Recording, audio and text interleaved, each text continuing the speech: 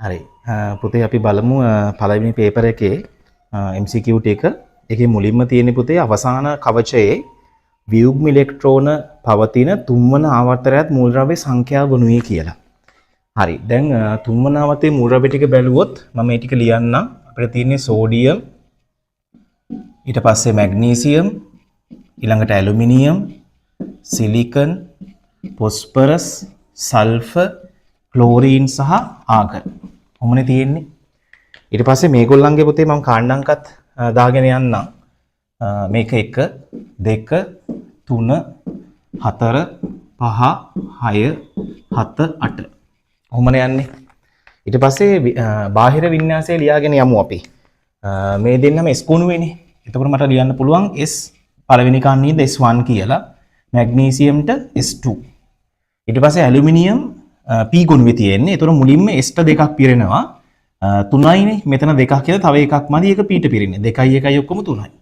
ඔය පැටර්න් එකට මෙතන හිතුවොත් S ට 2යි P ට කීයක් එන්න ඕනද? දෙකක් එන්න ඕන. 2යි 2යි ඔක්කොම 4යි.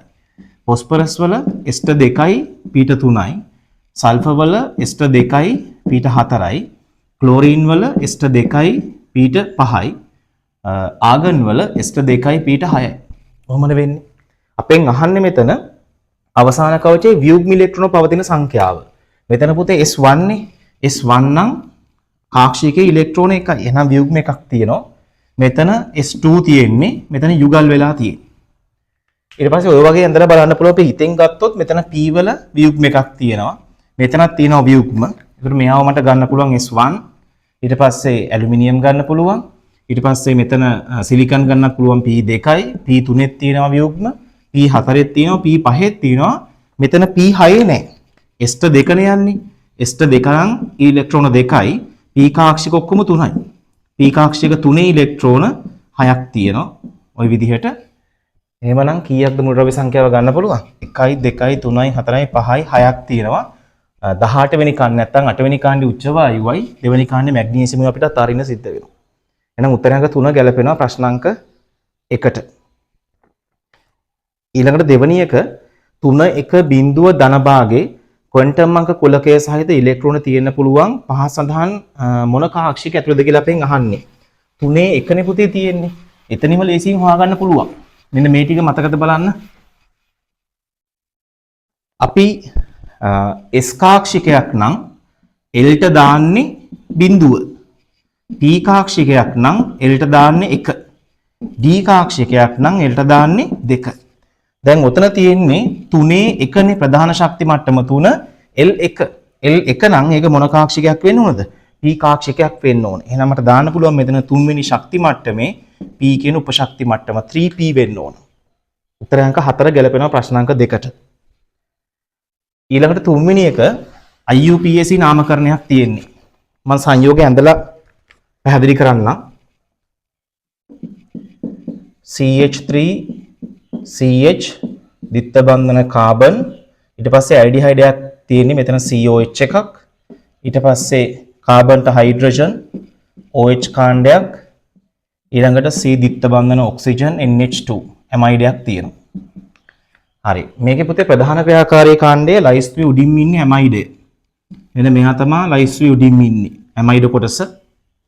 ඊට පස්සේ එතනින් පටන් අරගෙන බහුබන්ධනය හොයාගෙන යන්න ඕන. මෙතනින් පටන් අරගෙන බහුබන්ධනය හම්බුණා. ද්විත්ව බන්ධනයක් තියෙන්නේ මෙයාගේ. එතනින් නතර නොකර මෙයාවත් අල්ලගෙන ආවොත් කාබන් එකක් වැඩි වෙනවා. එහෙනම් මෙන්න මෙහෙම අපසට එන්න ඕන. ඊට පස්සේ ආදේශිත කාණ්ඩ තමයි COH එක ආදේශිත කාණ්ඩයක්. මෙයා ෆෝමයිල්. ඊට පස්සේ OH එක ආදේශිත කාණ්ඩයක්. මෙයා හයිඩ්‍රොක්සි. ඊට පස්සේ කාබන් ටික අංකණය කළොත් මෙයාට අංක 1 දාන්න පුළුවන්. මෙතන 2, මෙයා 3, මෙයා 4, මෙයා 5. ඔන්න කාබන් අංකණය. ඊට පස්සේ අපි ආදේශිත කාණ්ඩ නම් කළොත් මුලින්ම හම්බ වෙන්නේ F එකනේ. EF GH පස්සේ H එක එන්නේ. එහෙනම් මුලින්ම ෆෝමයිල් ලියන්න. එහෙනම් 3 තියෙන්නේ ෆෝමයිල් එකක්. 3 ෆෝමයිල් ඊට පස්සේ 2 හයිඩ්‍රොක්සි තියෙනවා. 2 හයිඩ්‍රොක්සි ඊළඟට කාබන් හඳුනන නම කාබන් 5ක් තියෙනවා. එමනම් දාන්න පුළුවන් මට පෙන්ට් කියලා. ඊට පස්සේ බහුබන්ධනයේ ස්ථානාංකයත් එක්ක 3 තමයි ඊන් එකක් තියෙන්නේ. එහෙනම් 3 ඊන් ලියන්න පුළුවන්. 3 ඊන් එකක්. ඊට පස්සේ ප්‍රධාන ක්‍රියාකාරී කාණ්ඩයේ ඇමයිඩ් එකක්, එකේ ඇමයිඩ් එක තියෙන අපි එක ලියන්නේ නැහැ, නිකම්ම ඇමයිඩ් දානවා. ඊට පස්සේ මේ නීතිය මතකනේ. කාබන් හඳුනන නමට තිබ්බොත් දකුණු පැත්තෙන් අංකයක් 3 තියෙනවානේ. ඒක ගෙනියන්න කාබන් හඳුනන නමේ ඉදිරිපසට. එහෙනම් අවසානම ලියන්න පුළුවන් 3 4මයිල් 2 හයිඩ්‍රොක්සි 3 පෙන්ටීන් ඇමයිඩ්.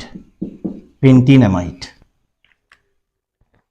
උත්තරේ පහ ගැලපෙන්නේ නේද? 3 4මයිල් 2 හයිඩ්‍රොක්සි පෙන්ට් 3 ඊනමයිඩ්.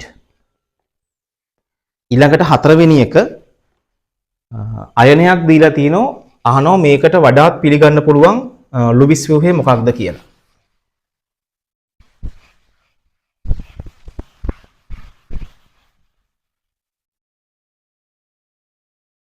අපිට දීලා තියෙන්නේ OONO- තියෙන්නේ. අපි මෙයාට ගත්තොත් සැකිල්ලක් අපි මෙහෙම දැම්මොත් ඕකේ තියෙන සැකිලි විදිහ එකම පැටර්න් එකට තියෙන්නේ ඔක්සිජන්, ආයි ඔක්සිජන්, නයිට්‍රජන්, ඔක්සිජන්. මේ සැකිල්ල තමයි හැමෝගෙම තියෙන්නේ. අපි අඳිමු ව්‍යුහයක්.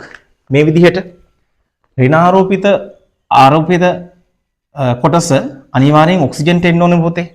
ඒ වගේම හුදකලා වෙච්ච ඔක්සිජන්ට එන්න ඕන. ඒ නීතිය මතකනේ.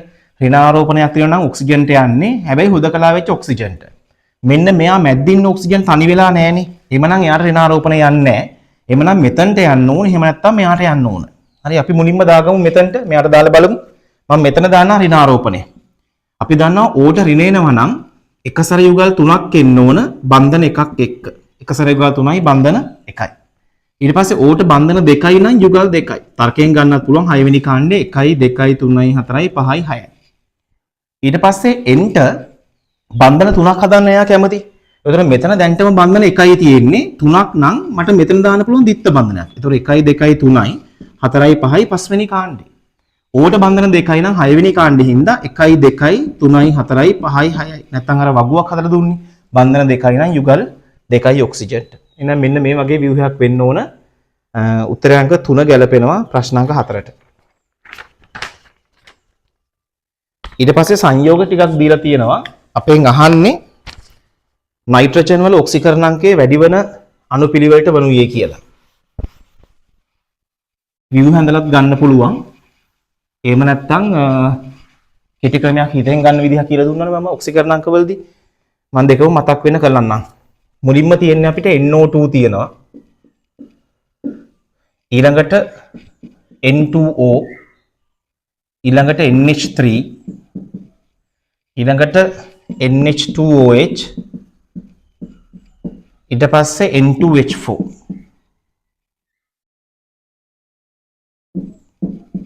මෙහෙම තියෙන්නේ. මම හිතින් මුලින්ම කියලා දෙන්නද හිතින් ගන්න විදිහ මතක් කරන්න. ඔක්සිජන් අපි 2යිනේ ගන්න ඍණ ලකුණ අමතක කරනවා දෙවරක් දෙක කෙලින්ම 4ක් දාන්න. මේ හිතින් ගන්න විදිහ. මෙතන ඔක්සිජන් 2යි 2 දෙකෙන් බෙදන්න ඕනේ. එහෙමනම් ධන 1යි. NH3ත් ඕන නම් හිතින් ගන්න පුළුවන් නැත්නම් ඇඳලා කියලා දෙන්නම්. හයිඩ්‍රජන් 3ක් දැම්මා. එකසර යුගලක් වෙනවා මෙයාට. අපි නයිට්‍රජන්ගේ ඔක්සිකරණාංකනේ හොයන්න යන්නේ. එයා බන්ධන 3ක් හදලා තියෙනවා. එහෙනම් උත්තරේ දාන්න 3යි කියලා. ඊට පස්සේ ප්ලස් මයිනස් දාන්න ඕනේ. හයිඩ්‍රජන් 2.1යි නයිට්‍රජන්ගේ ඍණතාවය 3යි. එතකොට H ට වඩා n වැඩි හින්දා මේක මොන උත්තරයක් වෙන්න ඕනද? ඍණ උත්තරයක් වෙන්න ඕන. ඍණ 3යි එතකොට. ඊළඟට NH2OH ගේ ලුයිස් ව්‍යුහෙන් කියලා දෙන්න. නයිට්‍රජන්ට හයිඩ්‍රජන් දෙන්නයි. ඊට පස්සේ OH. හිතින් ගත්තත් හරිය.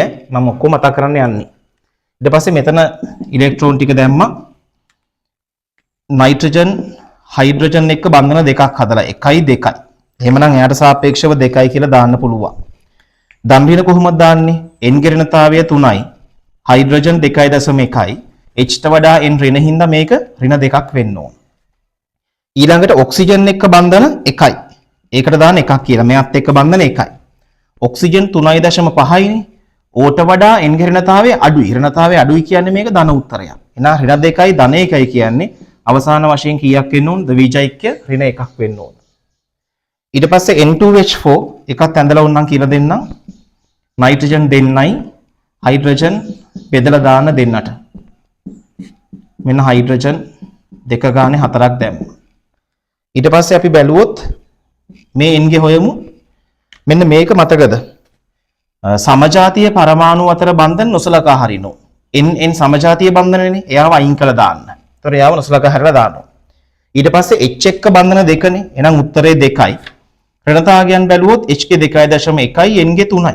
ඒතර n වැඩි හින්දා මේක මොන දෙකක් වෙනවද? ඍණ 2ක් වෙනවා. උතරින් උත්තරේ ගත හැකි. ඒතර වැඩිම වෙන්න ඕන NO2 නේ ධන 4. ඊළඟට N2O ධන 1යි. ඊට පස්සේ NH2OH ඍණ 1යි.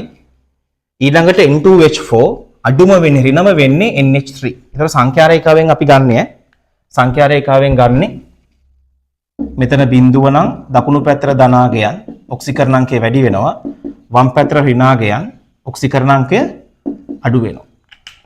මේ පැත්තට තමයි ඔක්සිකරණාංකය වැඩි වෙන්නේ. ඔක්සිකරණාංකය වැඩි.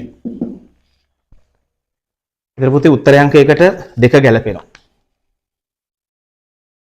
ඊට පස්සේ 6 වෙනි එක බලමුද?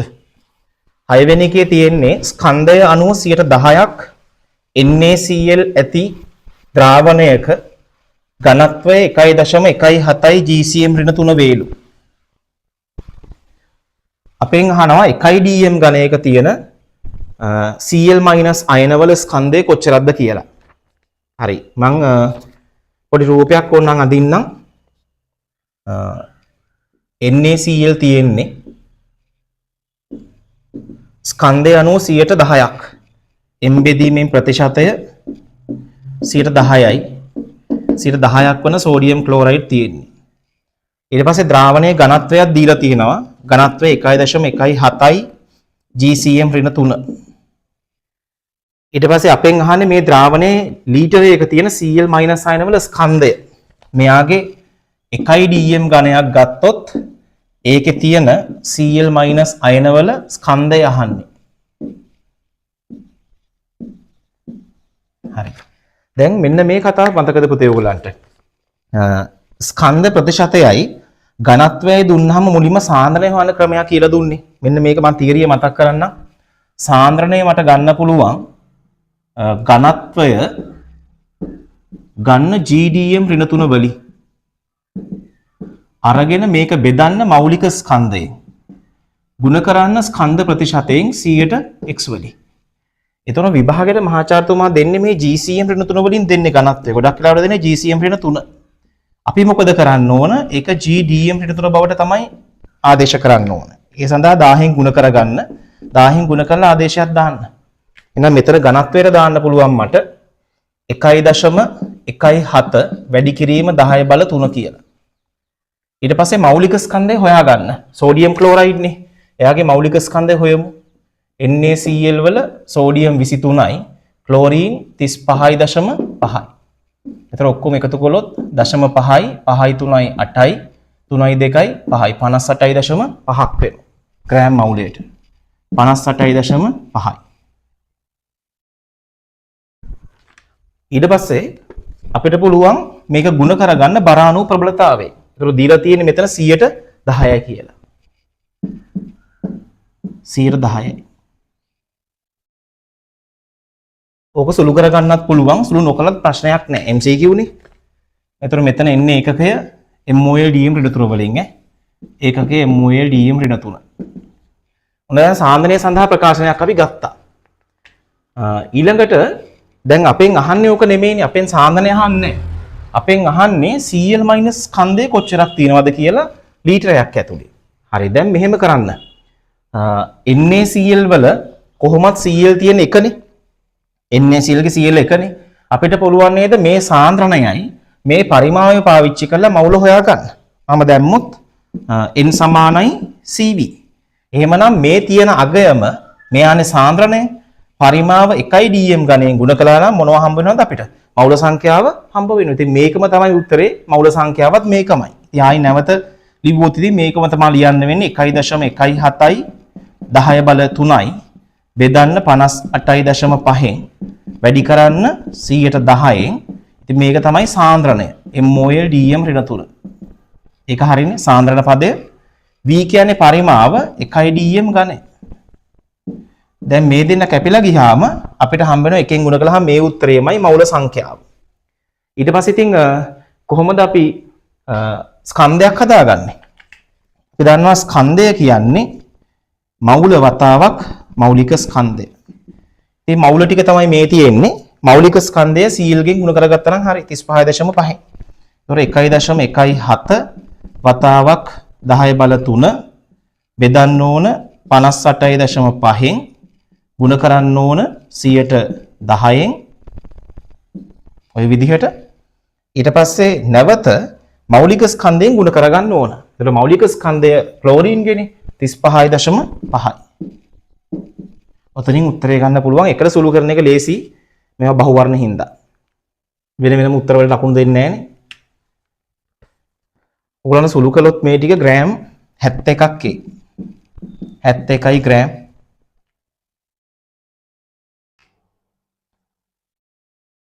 හරි. 7 වෙනි බහුවර්ණයේ SO2 අඩංගු වායු සාම්පලයක් තියෙනවලු. SO2 වායුව SO2 අඩංගු වායු සාම්පලයේ ඝන ඩෙසිමීටර් 5ක් තියෙන්නේ. ඒතර මේක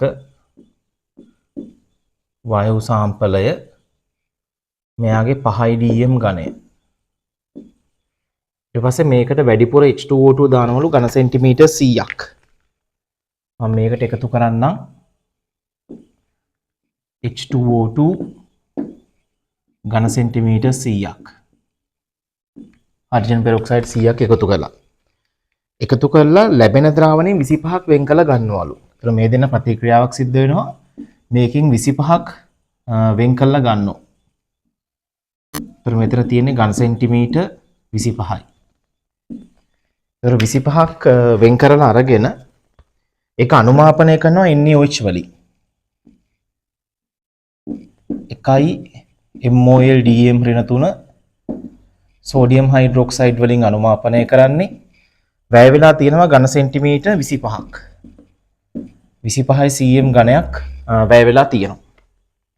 ඊට පස්සේ පුතේ වායු සාම්පලයේ ඝනත්වය 1.6යි gcm ඍණ 3ලු. මේ වායු සාම්පලය ගත්තොත් මෙයාගේ ඝනත්වය 1.6යි gcm ඍණ 3. මෙහෙම දීලා තියෙන්නේ. අපෙන් අහන්නේ SO2 ගේ සාන්ද්‍රණය ppm වලින්. ඒතර මෙතන SO2 ගේ සාන්ද්‍රණය ppm වලින් තමයි අපිට හොයන්න තියෙන්නේ. මේක තමයි හොයන්න තියෙන කාරණාව. මුලින්ම මෙන්න මේ තියරිය මතකද බලන්න පුතේ. අපිට ppm ලියන්න පුළුවන් භාගයක් අරගෙන භාගය 10 බල 6න් ගුණ කළොත් ඒක ppm. ඒ කියන්නේ භාගය කියන එක මවුල භාග වෙන්න පුළුවන්, ස්කන්ධ භාග, පරිමා භාග ඕන භාගයක් ගන්න පුළුවන්. භාගයක් අරගෙන 10 බල 6න් ගුණ කළොත් ඒක ppm දාන්න පුළුවන්. ඒතර දැන් මෙතන වායු සාම්පලයේ තමයි SO2 තියෙන්නේ. එහෙනම් මම භාගය ගත්තොත් මම මෙතන SO2 ප්‍රමාණය උඩින් ලියන්න. ඒක මවුල වෙන්න පුළුවන්, ස්කන්ධය වෙන්න පුළුවන්. ඊට පස්සේ මම පහලින් ලියන්නම් භාගය ගන්න මුළු වායු මවුලනේ. මුළු වායු ප්‍රමාණය දාන්නම් පහලි. ඊට පස්සේ ඕක 10 බල 6කින් ගුණ කරගත්තොත් අපිට පුළුවන් භාගය හොයාගන්න. ඕක තමයි ක්‍රමය. දැන් SO2 අපිට මෙහෙමනේ හොයන්න වෙන්නේ. වායු සාම්ප්‍රය නම් මෙතනින්ම හොයන්න පුළුවන්. මෙතන පරිමාවයි ස්කන්ධයයි දීලා තියෙනවා. පරිමාවයි ඝනත්වයයි දීලා තියෙනවා. එතනින් ස්කන්ධය ලේසියෙන්ම හොයාගන්න පුළුවන්. SO2 ටික අනුමාපනයෙන් හොයන්න වෙන්නේ. මෙන්න මේ කතාව මතකද පුතේ? හයිඩ්‍රජන් පෙරොක්සයිඩ් තියෙනවානේ. මේ හයිඩ්‍රජන් පෙරොක්සයිඩ් වලට දෙපැත්තකට යන්න පුළුවන්. මෙයාට පුළුවන් O2 වෙන්නත් ඊළඟට මෙයාට පුළුවන් ජලය වෙන්නත්. මම ඔක්සිකරණාංක ලිව්වොත් H2O2 ගේ ඍණ 1යි O2 ගේ බිඳුවයි ජලයේ ඍණ 2යි. ඒතර ඍණ 1 බිඳුව වුණොත් ඒ ක්‍රියාවලිය ඔක්සිකරණයක්, ඍණ 1 ඍණ 2 වුණොත් ඒ ක්‍රියාවලිය ඔක්සිකරණයක්. හරණයක්. ඔන්න ක්‍රියාවලි දෙක. ඊට පස්සේ දැන් මෙතන සෝඩියම් හයිඩ්‍රොක්සයිඩ් එක කවුද ප්‍රතික්‍රියා කරන්නේ? සෝඩියම් හයිඩ්‍රොක්සයිඩ් එක ප්‍රතික්‍රියා කරනවා හැලජන ප්‍රතික්‍රියා කරනවා. ඊට පස්සේ අලෝහ වලින් පොස්පරස් සල්ෆර් ප්‍රතික්‍රියා කරනවා හැලජන වලට අමතරව. එතකොට සල්ෆර් මෙතනින් හැදුනොත් දැන් SO2 වලින් සල්ෆර් හැදුනොත් ඒ සල්ෆර් වලට පුළුවන් NaOH එක්ක ප්‍රතික්‍රියාවකට යන්න. එතකොට SO2 සල්ෆර් වුණොත් මොකද ක්‍රියාවලිය ඔක්සි හරණයක් නෙවෙන්නේ. මෙන්න මෙහෙම SO2 වායුව මෙයා සල්ෆර් බවට පත් වුණොත් මට ලියන්න පුළුවන් SO2 ගේ ධන 4යි සල්ෆර් ගේ බිඳුවයි. එතන 4 බිඳුව වුණා කියන්නේ ඒ ක්‍රියාවලිය ඔක්සි හරණයක්. එහෙනම් මෙතන මෙයා ඔක්සි හරණය වෙනකොට මෙතනින් H2O2 ඔක්සිකරණය වෙනුනේ. ඒ කියන්නේ යා O2 බවට පරිවර්තනය වෙන්නේ. එහෙනම් මට එක ප්‍රතික්‍රියාවක් ලියන්න පුළුවන් මෙන්න මේ විදිහට. හයිඩ්‍රජන් පෙරොක්සයිඩ් H2O2 ප්‍රතික්‍රියා කරනවා SO2ත් එක්ක. ඒ දෙන කලවම් කරන්නේ. එතකොට SO2 වලින් සල්ෆර්නේ හැදෙන්නේ. සල්ෆර්. එතකොට ඒක ඔක්සි හරණයක් ඔක්සිකරණය වෙනවා H2O2 O2 බවට. එහෙනම් මෙයාට දාන්න පුළුවන් O2 කියලා. ඔන්න එක ප්‍රතික්‍රියාවක් හරි. ඊළඟට මොකද වෙන්නේ? ඔතනින් දැන් සල්ෆර් හැදෙනවනේ. සල්ෆර් NaOH එක ද්විධාංකරණය වෙනවා. ඒතර මට දාන්න පුළුවන් ඊළඟ ප්‍රතික්‍රියාව සල්ෆර් ධන සෝඩියම් හයිඩ්‍රොක්සයිඩ් හැදෙන්නේ මොනවද? Na2S ධන Na2SO3. ඔන්න ප්‍රතික්‍රියා දෙක. හරි දැන් අපි ওই දෙක මුලින්ම තුලිත කරගමු. මම මෙතන තුලිත කළොත් මෙතන සල්ෆර්ගේ මට දාන්න පුළුවන් දෙවරක් දෙක 4යි. ඊට පස්සේ මෙහා බිඳුවයි. 4 බිඳුව නම් ඉලෙක්ට්‍රෝන වලින් 4ක් දාන්න පුළුවන්. මෙතන H2O2 ගේ ඍණ 1යි. ඒ වගේව දෙකක් ඍණ 2යි. මෙතන බිඳුවයි. එවනම් දෙක බිඳුව උනොත් ඉලෙක්ට්‍රෝන 2යි තියෙන්නේ. ඊට පස්සේ මේ දෙන්න කැපිලා යනවනේ. දෙවරක් 1යි, දෙවරක් 2යි ඉලෙක්ට්‍රෝන. දැන් මාරු කරලා ගුණ කරන්න පුළුවන් මේ දෙකේ ඉලක්කමින් මෙයාව ගුණ කරගන්න. ඊට මෙතනට එනවා දෙකක්. ඊට පස්සේ මෙයාට එනවා දෙකක්. ඊට පස්සේ හයිඩ්‍රජන් එක තුලිත කරා නම් හරි හයිඩ්‍රජන් දෙවරක් දෙක 4යි. එහෙනම් මේට ජලාණු 2යි. ඔක්සිජන් බැලන්ස් නම් වැඩේ හරි. ඔක්සිජන් මෙතන 2යි, දෙවරක් දෙක 4යි ඔක්කොම 6යි. දෙවරක් දෙක 4යි 2යි ඔක්කොම 6යි බැලන්ස්. ඊට පස්සේ මෙයාව ද්විධාංකරණය මට දාන්න පුළුවන් මෙතන සල්ෆර්ගේ ඔක්සිකරණාංකය 0යි. මෙතන සල්ෆර් ඍණ 2යි. මෙයාගේ 3 වරක් 2 6යි, 6න් 2ක් 4යි. එනම් බිඳුව ඍණ 2 වුණොත් ඉලෙක්ට්‍රෝන 2යි. බිඳුව 4 වුණොත් ඉලෙක්ට්‍රෝන 4යි. දැන් පාරවල් දෙක සමාන කරගන්න මම මෙයාව දෙකෙන් ගුණ කරගන්න පුළුවන්. ඒතර මෙතනත් තනි ප්‍රභේදය දෙකෙන් ගුණ වෙනවා. ඊට පස්සේ ඕදිසි ක්‍රමයේ යන්න. දෙවරක් දෙක 4යි, 4යි 2යි 6යි. එහෙනම් මෙතනට සෝඩියම් 6යි, සල්ෆර් 2යි 1යි 3යි. එහෙනම් මෙයාට 3යි. හයිඩ්‍රජන් මෙතන 6ක් තියෙනවා. එහෙනම් මේ පැත්තට ජලාණු දාන්න පුළුවන් 3ක්. O ටික බැලන්ස්. ඔක්සිජන් 6යි, 3යි 3යි ඔක්කොම 6යි. හරි දැන් වැඩේට යන්න පුළුවන්.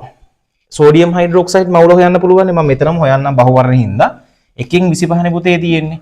එහෙනම් 25යි 10 3යි මවුල. ඔන්න සෝඩියම් හයිඩ්‍රොක්සයිඩ් මවුල. සෝඩියම් හයිඩ්‍රොක්සයිඩ් 6කට සල්ෆර් 3යිනේ. ඒ කියන්නේ අනුපාතය සරල කළොත් මෙතන දාන්න පුළුවන් 1යි මෙතන 2යි. 2ට 1යි. එහෙනම් සල්ෆර් මවුල කියලා කියන්නේ ඒකෙන් භාගයක් වෙන්න ඕන 12.5යි 10 3ක් වෙන්න ඕන. ඒතර මෙතන ප්‍රතික්‍රියා කරන්නේ සල්ෆර් තමයි NaOH එක ප්‍රතික්‍රියා කරන්නේ. මට එයාගේ මවුල සංඛ්‍යාව දාන්න පුළුවන් මේකෙන් භාගයයි. මෙයාගෙන් භාගයයි. එහෙනම් 12.5 වැඩි කිරීම 10 3යි මවුල. ඔන්න සල්ෆර් මවුල ටිකත් හරි. දැන් ඔය සල්ෆර් මවුල තියෙන්නේ ඝන සෙන්ටිමීටර් 25ක නේද? අපි 25ක් නේ අනුමාපනය කරන්නේ. හැබැයි හයිඩ්‍රජන් පෙරොක්සයිඩ් එක ප්‍රතික්‍රියා කරවන්නේ ඝන සෙන්ටිමීටර් 100ක් නේ. එහෙනම් අපිට හොයන්න වෙනවා 25කනේ මේ මවුල තියෙන්නේ. එහෙමනම් 100ක මවුල කියලා හොයන්න වෙනවා. එහෙනම් මම වගන්තියක් දාලා ඒක හදන්න. 100යි cm ඝනය තුල මම දාන්නම් SO2 මවුල කියලා. SO2 මවුල. ඊටර මර කෙලින්ම දාන්න පුළුවන්. මෙතන මේ දෙන්න එකට එකෙන් යන්නේ සල්ෆර් කියන්නේ කෙලින්ම SO2ම තමයි. වෙනසක් නැහැ. එකට එකයි යන්නේ. මෙයාගේ එකට මෙයාගේ එකයි. එහෙමනම් 100 cm ඝනය තුල SO2 මවුල මම එකපාර හදන්නම් 25යි cm ඝනයක තිබුණේ අපිට 12 මාරයි 10/3යි 12.5යි 10/3යි මවුල. එහෙමනම් 100ක අහන්නේ. ඝන සෙන්ටිමීටර 100ට කොච්චරද? 100යි cm ඝනයි. ඒතර මෙතන සුළු කරලා දැම්මොත් අපි 12 මාරයි කියන්නේ මෙතන 2යි 100 බෙදීම 2 කියන්නේ 50යි. 50යි 10/3යි මවුල. ඔන්න SO2 මවුල. ඒතර මම මෙතන MCQ හින්දා ඍජුවම ගත්තා. මම නැවත කියන්නම් සෝඩියම් හයිඩ්‍රොක්සයිඩ් මවුල 25යි 10/3යි. ඒකෙන් භාගයක් වෙනවා සල්ෆර්. සල්ෆර් 12 මාරයි 10/3යි. මෙතන සල්ෆර් එකට SO2 එකයි. එහෙනම් SO2 කියන්නේත් ඒ උත්තරේම තමයි 12.5 10/3යි. ඒ 25ක අපි දිය කලේ 100ක. එහෙනම් 100ක ඒ වගේ 4 ගුණයක් තියෙනවා. 12 මාරයි 4ක් කියන්නේ 50යි 10/3යි මවුල. හරි දැන් මම මෙතනින් හොයාගන්නම් SO2 ගේ ස්කන්ධය කොච්චරක්ද කියලා. ඊළඟට මම දාන්නම් SO2 ස්කන්ධය. අපිට හොයන්න පුළුවන් ස්කන්ධය කියන්නේ මවුල වතාවක් මෞලික ස්කන්ධය. මවුල සංඛ්‍යාව තියෙනවා 50 වැඩි කිරීම 10/3යි මවුල වතාවක් SO2 ගේ මෞලික ස්කන්ධයත් මම හදලා තියන්නම්.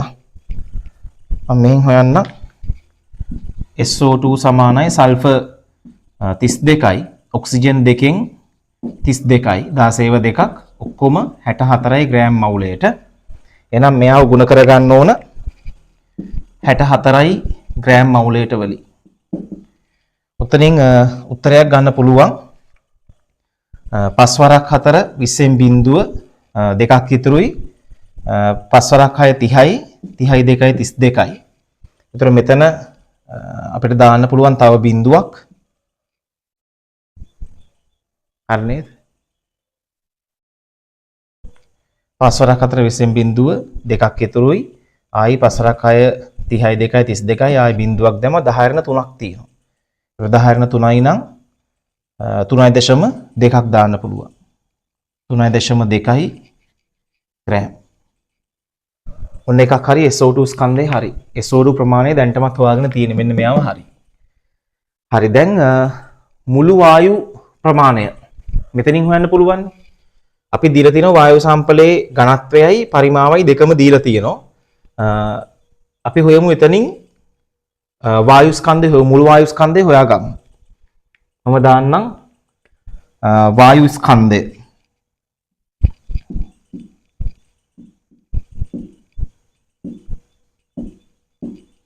වායු ස්කන්ධය කියන්නේ ඝනත්වයේ වතාවක් පරිමාව. ඝනත්වයට ආදේශ වෙන්නේ 1.6යි GCM ඍණ 3 වතාවක් පරිමාවට මෙහෙම දාලා හරියන්නේ නැහැ. පරිමාවට 5යි dm ගණය දැම්මොත් වැරදිනේ. 5යි dm ගණය දාලා සුළු කරන්න බෑ මේක. මම මෙහෙන් ලියන්න.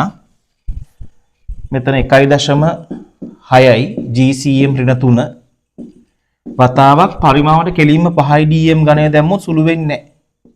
මේ දෙක කැපිලා යන්නේ නැහැ නේ. එහෙනම් එක පරිවර්තනයක් අපි දාමු. මෙන්න මේක මතකද? m ඝනය dm ඝනය ඊට පස්සේ ආයි cm ඝනය. කොහොමද තියෙන්නේ? අපිට තියෙන්නේ මෙතන dm ඝනයක් cm ඝනයක් කරගන්න. ඒතකොට dm ඝනයක් cm ඝනයක් කරගත්තා නම් හරි. ඒතකොට කොහොමද dm ඝනය cm ඝනය කරගන්නේ? 1000න් ගුණ කරගන්න ඕන. ගුණ කරනවා 1000න්. එහෙනම් මෙතන අපි දාමු 5 වැඩි කිරීම 1000යි cm ඝනය කියලා. දැන් මොකද වෙන්නේ? cm ඍණ 3ට cm ඝනය කැපිලා යනවා. එතනින් උත්තරයක් ගත හැකි 6 5 30න් බිඳුව 3ක් ඉතුරුයි 5 1 5යි 3යි 8යි. ඊට පස්සේ මෙතන එක තිතක් තියෙනවා. ඒතකොට 8යි 8යි 10යි 3යි. 8 වැඩි කිරීම 10 බල 3යි ග්‍රෑම්. ඔන්න වායු ස්කන්ධය හරි. දැන් මෙතනට ආදේශයක් දාන්න. ඒතර උත්තරේ හම්බ වෙනවා. SO2 දීලා තියෙනවා ස්කන්ධය අපි හොයාගත්ත 3.2යි. මෙහා 3.2යි. බෙදන්න මුළු වායු ප්‍රමාණය 8යි 10 බල 3යි. 8 වැඩි කිරීම 10 බල 3යි. මේ ඔක්කොම ග්‍රෑම් වලින් අපි හොයාගත්තේ ppm කරන 10 බල 6කි. එහෙනම් මෙතන සුළු කළොත් 8 වරක් 1යි 8 වරක් 0.4 8 වරක් 4 වෙන්නේ. මෙතන 10 බල 3කට මෙතනින් 3ක් ගියොත් තව 3ක් ඉතුරුයි. 3ක් ඉතුරුයි නම් 400යි ppm දාන්න පුළුවන්. රචනා ගානක් වගේ උත්තරංග දෙක ගැලපෙනවා.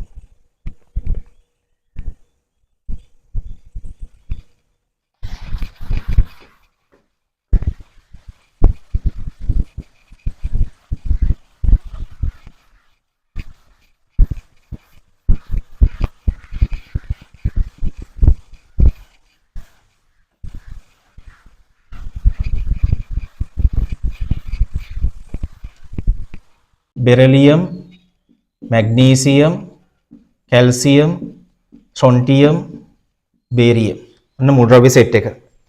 කියනවා ලෝහමය ගුණ අඩු වේලු කොහොමද ගන්න පුළුවන් අපිට?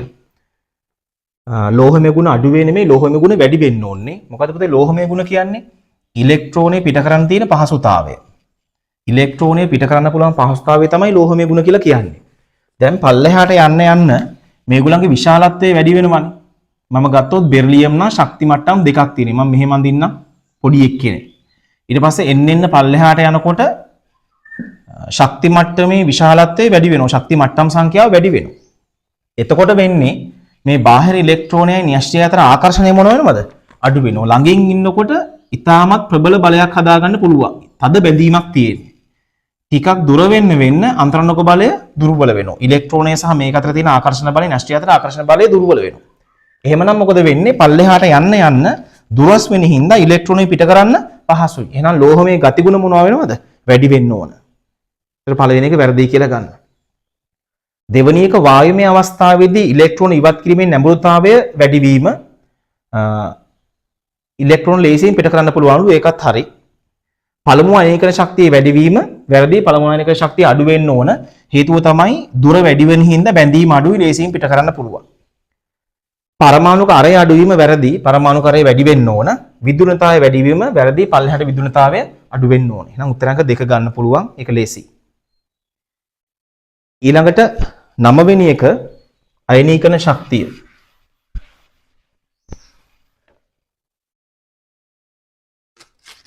අක්වක් විචලනය දල වශයෙන් ඇඳ ගන්න පුළුවන් වෙන්න ඕන.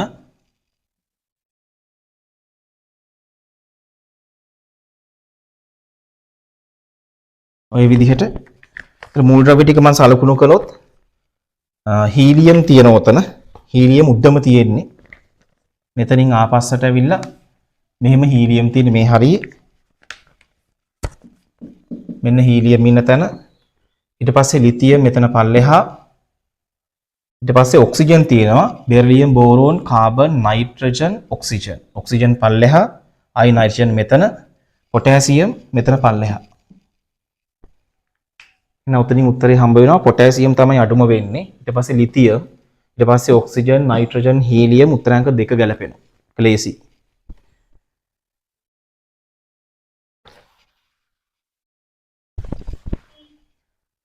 ඊට පස්සේ 10 වෙනි එක ඊටාම ලේසි කොටසක්. PV සමාන nRT දාන්න තියෙන්නේ. PV සමාන nRT වායු නියම ගානක්. පීඩනය අහන්නේ.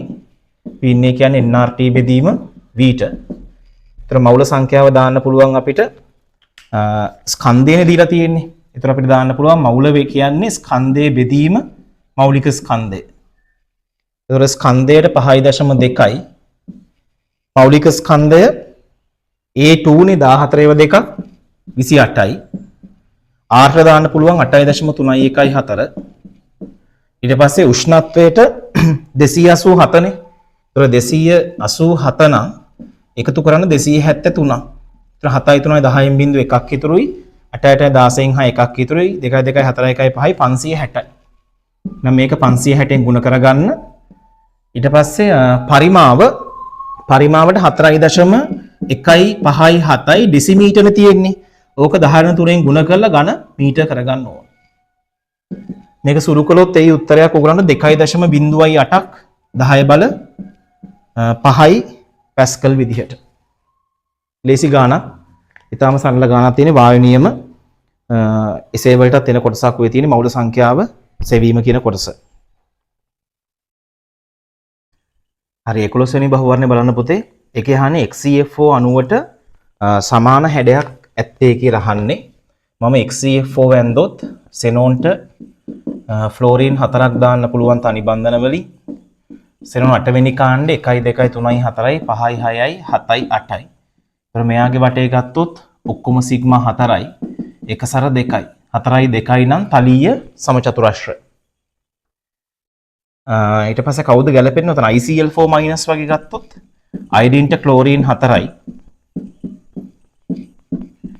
අයඩින් 7 වෙනි කාණ්ඩේ 1 2 3 4 5 6යි 7යි මයිනස් එකක් තියෙනවානේ. එහෙනම් එකක් වැඩිපුර තියන සිද්ධ වෙනවා. එහෙනම් මෙතනත් එහෙමයි. මෙයාගේ සිග්මා බන්ධන 4යි, එක සර යුගල් 2යි, 4යි 2යි කියන්නේ තලීය සමචතුරස්‍රයි. එහෙනම් උත්තරාංක 4 ගැලපෙනවා ප්‍රශ්නාංක 11ට. ඊට පස්සේ 12 වෙනි එක පහත එක් එක් ලක්ෂණේ වැඩි වෙන ආකාරයට දක්වා ඇති ප්‍රභේද යුගලය අපෙන් අහන්නේ. පළවෙනි එක ආම්ලිකතාවය HClO4ට වඩා H2SO4 වැඩිලු වැරදි. H2SO4 ප්‍රබල ආම්ලිකයි, HClO4 ඉතා ප්‍රබල ආම්ලිකයි. ඊට පස්සේ මැග්නීසියම්ට වඩා මැග්නීසියම් 2+ විශාලු, ඒකත් වැරදි. මෙන්න මේක මතක තියාගන්න පුතේ. හැමතිස්සෙම උදාසීන මූලද්‍රව්‍ය තියෙනවනේ. උදාසීන මූලද්‍රව්‍ය ආරය මැදාගයකට දාගන්න. උදාසීන කෙනා මධ්‍යස්ථයි. එයා හදන ඍණායනයේ ආරය හැමතිස්සෙම වැඩි. එයා හදන ධනායනයේ ආරය අඩුයි. ඍණ අයනයේ ආරය වැඩි, උදාසීන මැද, ධනායනයේ ආරය අඩුයි. ඒතර මම ඔතනට ගැලපුවොත් මැග්නීසියම් තමයි උදාසීන අයනය, මැග්නීසියම් 2+ ධනායනය. ඒතර කවුද මෙතන වැඩි වෙන්න ඕන? මැග්නීසියම් වැඩි වෙන්න ඕන, මැග්නීසියම් 2+ට වඩා. ඒතර දෙවෙනි එකත් වැරදි. තාපාංකය I2ට වඩා Br2 වැඩිලු, ප්‍රකාශය වැරදි. I2 Br2 දෙකම නිර්ද්‍රවීයයිනේ. එහෙනම් තියෙන්නේ අපකිරණ බල. ඒතර අපකිරණ බලය වැඩි වෙන්නේ කොහොමද? මෞලික ස්කන්ධය වැඩි වෙන තරමට. එහෙනම් අයඩින් වල තමයි වැඩි වෙන්න ඕන, Br2 වල අඩු වෙන්න ඕන. ඊළඟට අහනවා සහසංයුජ ලක්ෂණ. HI වලට වඩා HBr ගේ වැඩිලු. ඒකත් වැරදි නේද? කොහොමද ගන්නෙ අපි? අපි ගත්තොත් HI HBr දෙන්න විද්‍යුතනතා වෙනස සංසන්දනය කරලා බලන්න. ඍණතා වෙනස වැඩි නම් අයනික ලක්ෂණ තමයි වැඩි වෙන්නේ. ඍණතා වෙනස අඩුයි නම් සහසංයුජ ලක්ෂණ වැඩි වෙනවා. ඒතර මෙතන 2.1 හයිඩ්‍රජන්, අයඩින්ගේ 2.5යි. එහෙනම් මෙතන වෙනස 0.4යි. මෙතන හයිඩ්‍රජන් 2.1යි, බ්‍රෝමීන් 2.8යි. එහෙනම් මෙතන වෙනස 0.7යි. ඒතර කාගේද මෙතන ඍණතා වෙනස වැඩි? HBr ගේ වැඩි. එහෙනම් ඔතන අපෙන් අහලා තියෙන්නේ සහසංයුජ ලක්ෂණ කාගේද වැඩි වෙන්න ඕන? HI ගේ වැඩි වෙන්න ඕන. ඒතර ඔළුවේ තියාගන්න විද්‍යුත් ඍණතා වෙනස වැඩි නම් අයනික ලක්ෂණ තමයි වැඩි වෙන්නේ. තරකයක් දාලා තියන්න එතනට. විවරණයක් දාලා තියන්න. විද්‍යුත් ඍණතා වෙනස වැඩි නම් අයනික ලක්ෂණ වැඩි වෙයි. පළමු අයනීකරණ ශක්තිය ඔක්සිජන්ට වඩා ෆ්ලෝරීන් වැඩි. උත්තරාංක 5 එක ලේසියකට මේ කොටසක් අක්වක් විචලනයේ මතකයි හැමෝටම. ඊළඟට 13 H2 සහ N2 ගේ සම්මත බන්ධන විකරණ එන්තැල්පියා ගියන් 342යි 946 කියලා දීලා තියෙනවා. ඇමෝනියාගේ උත්පාදන එන්තැල්පියක් දීලා තියෙනවා. අපෙන් අහන්නේ NH ගේ බන්ධන විකරණ එන්තැල්පිය කොච්චරද කියලා. හරි මම දැන් මුලින් ප්‍රතික්‍රියාව ලියන්න. තියෙන්නේ උතන H2 සහ N2. H2 N2 ප්‍රතික්‍රියාව තියෙන්නේ මේ දෙන්න ප්‍රතික්‍රියාවෙන් හැදෙන්නේ NH3. මම මේක තුලිත කරගත්තොත් මෙතන නයිට්‍රජන් 2 හින්දා මෙයාට 2ක් දාන්න වෙනවා. හයිඩ්‍රජන් 3 වරක් 2 6 හින්දා මෙයාට 3ක් දාන්න වෙනවා. දැන් උතන පුතේ අපිට දීලා තියෙනවා සම්මත උත්පාදන එන්තැල්පිය ඇමෝනියාගේ ඍණ 46යි කියලා. ඒතර මෙතන මම මොකද කරලා තියෙන්නේ? ඇමෝනියා මවුල දෙකක් උත්පාදනය කළානේ. එහෙනම් මෙතන එන්තැල්පිය අපිට දාන්න පුළුවන් ඍණ 46 නෙමෙයි ඍණ 46 ඒවා කීයක්ද? දෙකක් කියලා හේතුව මවුල දෙකක් මම උත්පාදනය කරලා තියෙන හින්දා. දෙන්නෙක් උත්පාදනය කරලා තියෙනවා. අන්න ප්‍රතික්‍රියාව ඩෙල්ටා H එක ඕක. ඊට පස්සේ මතකද මෙහෙම එකක් අපි කතා කළා. ප්‍රතික්‍රියාවක ඩෙල්ටා H මට හොයන්න පුළුවන් sigma delta H psi d කැඩෙන බන්ධනවල බන්ධන විකරණ ශක්තියෙන් අඩු කරන්න ඕන sigma delta H psi d සෑදෙන හැදෙන කට්ටිය අඩු කරන්න ඕන. දැන් මේවා ලියන්න ඕනේ MCQ හින්දා මම මේ තියරි මතක් වෙන ලිව්වේ. ඊට පස්සේ මම මේ ටික ඇඳලා බැලුවොත් මෙතන හයිඩ්‍රජන් නේ තියෙන්නේ. මේ විදිහට මේ වගේව තියෙනවා 3ක්. ඊට පස්සේ මෙතන නයිට්‍රජන් ත්‍රිත්ව බන්ධන තියෙන්නේ ඒ වගේව එකයි. මේන් එකයි. මෙතන NH බන්ධන තියෙන NH3 ගේ NH බන්ධනනේ. ඒ වගේව දෙකක් තියෙනවා. එහෙනම් කැඩෙන බන්ධන ගත්තොත් HH බන්ධන 3ක් කැඩිලා හේතුව වම් පැත්තේ ටික තියෙනවා දකුණු පැත්තේ නැහැ. එහෙනම් කැඩෙන කොටට දාන්න පුළුවන් HH බන්ධන 3ක්.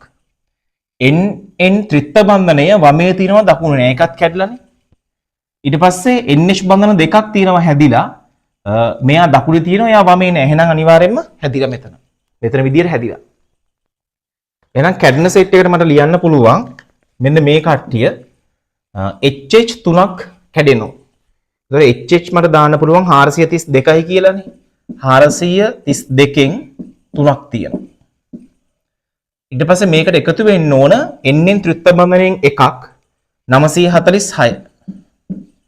946යි. ඔන්න කැඩෙන බන්ධන ටික හරි. ඊට පස්සේ අලුතෙන් හැදෙනවා NH බන්ධන දෙකක්. ඒතකොට NH බන්ධනයක ශක්තිය තමයි මගෙන් අහන්නේ. මම ඒක x කියලා ගන්නම්. ඒතකොට මට දාන්න පුළුවන් 2x කියලා. ඒතකොට ප්‍රතික්‍රියාවේ ඩෙල්ටා H අපි ගත්තා ඍණ 46න් කීයක් කියලාද? 2ක් කියලා. ඔතනින් x හොයාගන්න පුළුවන් සුළු කරලා x හෙව්වොත් එයි 389ක් ධන 389ක් හම්බ වෙයි. ලේසි බන්ධන විගණන එන්තල්පි දුන්නාම කැඩෙනේවෙන් හැදෙනේවා අඩු කරගන්න.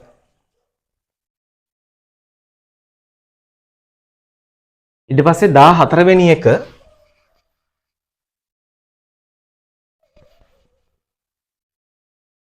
14 වෙනි එක හයිඩ්‍රෝකාබනයේ ඝන සෙන්ටිමීටර් 100ක් ඔක්සිජන් 600ක් එක සම්පූර්ණයෙන් දහනය කළාම කාබන් ඩයොක්සයිඩ් 300ක් ජල වාෂ්ප 400ක් හම්බුනාලු. අපෙන් අහන්නේ හයිඩ්‍රෝකාබනයේ සූත්‍රය.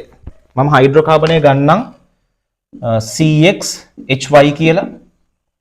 මේක ඔක්සිජන් එක ප්‍රතික්‍රියා කරවන්නේ දහනයේදී හැදෙන්නේ කාබන් ඩයොක්සයිඩ් ජලය. ජල වාෂ්ප. මම තුලිත කළොත් මෙතන x හින්දා මෙයාට x දාන්නම්. මෙතන y හින්දා මෙයාට y බෙදීම දෙක දාන්නම්. ඒතර මේ දෙකයි මේ දෙක කැපිලා y හම්බ වෙනවා. ඒතර ඔක්කොම ඔක්සිජන් තියෙනවා 2x ධන y බෙදීම දෙකක්නේ. එහෙනම් මෙතන දාන්න පුළුවන් x ධන y බෙදීම 4ක් කියලා. මේ ඔක්කොම ශක්ති විද්‍යාව පැහැදිලි කළා. ඊට පස්සේ අණුක සූත්‍ර වලත් මේ ටික කියලා දුන්නා. ඔක්කොම x පද දාන තුලිත කළා. හරි දැන් මම අනුපාත ගත්තොත් අපේ තර්කය තමයි මෙන්න මෙහෙමනේ අපි ගණන් ටික හැදුවේ මෙතන. ස්ටොයිකියෝමිතිය අතර අනුපාතය ස්ටොයිකියෝමිතිය අතර අනුපාතය සමානයි මොන අනුපාතයටද? පරිමා අතර අනුපාතයට. පරිමානුපාතයට සමානයි. මම ගත්තොත් එහෙමනම් හයිඩ්‍රෝකාබනයේ කොහොමත් එකනේ තියෙන්නේ. මෙයාගේ ස්ටොයිකියෝමිතිය එකයි. මම එයත් එක්ක සංසන්දනය කරන්නම් කාබන් ඩයොක්සයිඩ්. එහෙනම් මට දාන්න පුළුවන් හයිඩ්‍රෝකාබනයේ ස්ටොයිකියෝමිතිය එකයි. කාබන් ඩයොක්සයිඩ් වල x සමානයි හයිඩ්‍රෝකාබනයේ පරිමාව 100යි. ඊට පස්සේ කාබන් ඩයොක්සයිඩ් පරිමාව 300යි. ඒක කිරීම මට දාන්න පුළුවන් x කියලා කියන්නේ 3යි. ඔන්න ඒක උත්තරයක් ආවා. ඊට පස්සේ ජලයට දාන්නම්. සංයෝගයේ ස්ටොයිකියෝමිතිය එකයි. ජලයේ y බෙදීම 2යි. සංයෝගයේ පරිමාව 100යි. ජල වාෂ්ප පරිමාව දීලා තියෙනවා කීයක් කියලාද? 400ක් නේ. මෙයා 400යි. එහෙනම් මෙතනින් 2 බෙදීම y සමානයි 1යට 4යි. එහෙනම් y කියලා කියන්නේ 4 වරක් 2 8යි. එහෙනම් හයිඩ්‍රෝකාබනේ මට දාන්න පුළුවන් කාබන්ට 3ක් තියෙනවා, හයිඩ්‍රජන්ට 8ක් තියෙනවා. C3H8 4 ගැලපෙනවා. 15 වෙනි එක ppm ගානක් තියෙන්නේ, ද්‍රාවණ ගානක්. සාන්ද්‍රණය 0.15 Na2SO4 ද්‍රාවණයකින් 25ක් 250ක් හා 0.1 NaCl ද්‍රාවණ 750ක් කලවම් කරාම හැදෙන ද්‍රාවණයේ Na සාන්ද්‍රණය අහන්නේ ppm වලින්. හරි දැන් ද්‍රාවණ දෙකක් එකතු කරනවනේ පුතේ. ද්‍රාවණ දෙකක් එකතු කරනකොට පරිමාව වැඩි වෙනවා. එහෙනම් තනුකරණය කරන්න තියෙන්නේ. ඒක සංකටක දෙකක් හින්දා අපි දාමු C1V1 ධන C2V2 සමානයි C3V3 කියලා මුළු මවුල නිත කරගෙන. මම පළවෙනි අවස්ථාව ගන්නම් Na2SO4ට Na2SO4 තියෙන්නේ. දෙවෙනි අවස්ථාව දාන්නම් NaCl ට. මෙහෙම. එතන මේගොල්ලන්ගේ සාන්ද්‍රණ ගත්තොත් කොහොමද Na2SO4 තියෙන්නේ 0.15 0.15 ඊට පස්සේ සෝඩියම් ක්ලෝරයිඩ් තියෙන්නේ 0.1. හරි දැන් හදාගෙන යන්න තියෙන්නේ අපෙන් අහන්නේ Na+ සාන්ද්‍රණයනේ. එහෙනම් මම කෙලින්ම Na+ ව ගන්නම් සෝඩියම් විතරයි මම සලකන්නේ. මෙතන තමා වගේ දෙගුණයක් තියෙනවා සෝඩියම්. එහෙනම් සාන්ද්‍රණය මට දාන්න පුළුවන් මෙතනට 0.15 දෙකක් කියන්නේ 0.3යි. එයාගේ පරිමාව දීලා තිනවා 250යි කියලා. ධන C2 සාන්ද්‍රණය දෙවැනි අවස්ථාවේ සෝඩියම් එක ගුණයනේ තියෙන්නේ. මෙතනින් තියෙන එක ගුණයයි. මම දාන්න පුළුවන් 0.1 0.1 වතාවක් පරිමාවට දාන්න පුළුවන් 750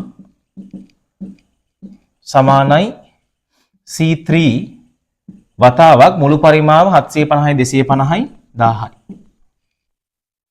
එහෙනම් මට දාන්න පුළුවන් 250 ඒවා 3ක් නම් 750යිනේ. එතකොට 75 ධන මෙතන 75 සමානයි 1000යි C3. එහෙනම් C3 කියන්නේ 150 බෙදීම 1000 කියන්නේ 0.15ක් එනවා. ඔන්න 0.15ක් ආවා MOLDM ඍණ 3 වලින්. දැන් අපෙන් අහන්නේ ppm වලින්නේ. කොහොමද MOLDM ඍණ 3 පදයක් ppm බවට පත් කරන්නේ? MOLDM ඍණ 3 හදා ගන්න ඕන ppm වලින්. අපි කරන්න ඕන එන උත්තරේ 1000න් ಗುಣ කළා නැවත මෞලික ස්කන්ධේනුත් ಗುಣ කරන්න.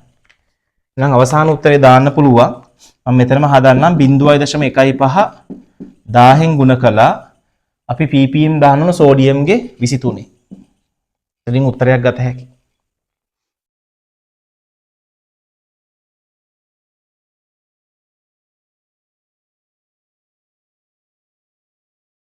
බිඳුවේ 1.5 විස්තරින් වැඩි කරන්න. ඒක සුළු කළ උත්තරයක් දැම්මොත් 23යි 15 තියෙන්නේ 5 වරක් 3 15න් 5 එකක් ඉතුරුයි 5 වරක් 2 10යි 1යි 11යි ඊට පස්සේ 23යි 5යි 3යි 1යි 4යි 2යි 1යි 3යි ඊට පස්සේ මෙතන 1000යි කියලා කියන්නේ 0.25 මෙතන අයින් කළොත් 3450ක් වගේ උත්තරාංක එක ගැලපෙනවා 3450යි ppm. ඊට පස්සේ A නැමැති අකාබනික සංයෝගය තනුක HCl සමග B නැමැති වායුවක් ලබා දෙන අතර A තනුක H2SO4 සමග B වායුම ලබා දෙන නමුත් පැහැදිලි ද්‍රාවණයක් ලබා නොදේලු. ඊට පස්සේ පැහැදිලි ද්‍රාවණයක් ලබා නොදේ කියන්නේ ඒකේ තේරුම අවක්ෂේපයක් ලැබේ කියන එක. ඊට පස්සේ කියනවා B ආම්ලීකృత ඩයික්‍රෝමේට් ද්‍රාවණයක වර්ණය වෙනස් කරනවලු. B ජලීය සිල් නයිට්‍රේට් සමග කළු පාට අවක්ෂේපයක් ලබා දේලු. අපෙන් අහන්නේ A මින් කුමක් විය හැකිද කියලා. හරි මෙහෙම කරන්න පුළුවන්නේ. මුලින්ම තනුක HCl සමග B නැමැති වායුවක් ලබා දෙනවලුනේ. එතකොට අපිට මේ වගේ වැඩක් කරන්න පුළුවන්. මෙන්න මෙහෙම මං තියරි ටික මතක් කරන්නම්. කාබනේට් අයන ඊට පස්සේ බයිකාබනේට් අයන මේ දෙන්න තනු කම්ලයක් දැම්මහම CO2 පිට කරනවා. ඊට පස්සේ SO32- අයන වලට තනු කම්ලයක් දැම්මොත් SO2 පිට වෙනවා.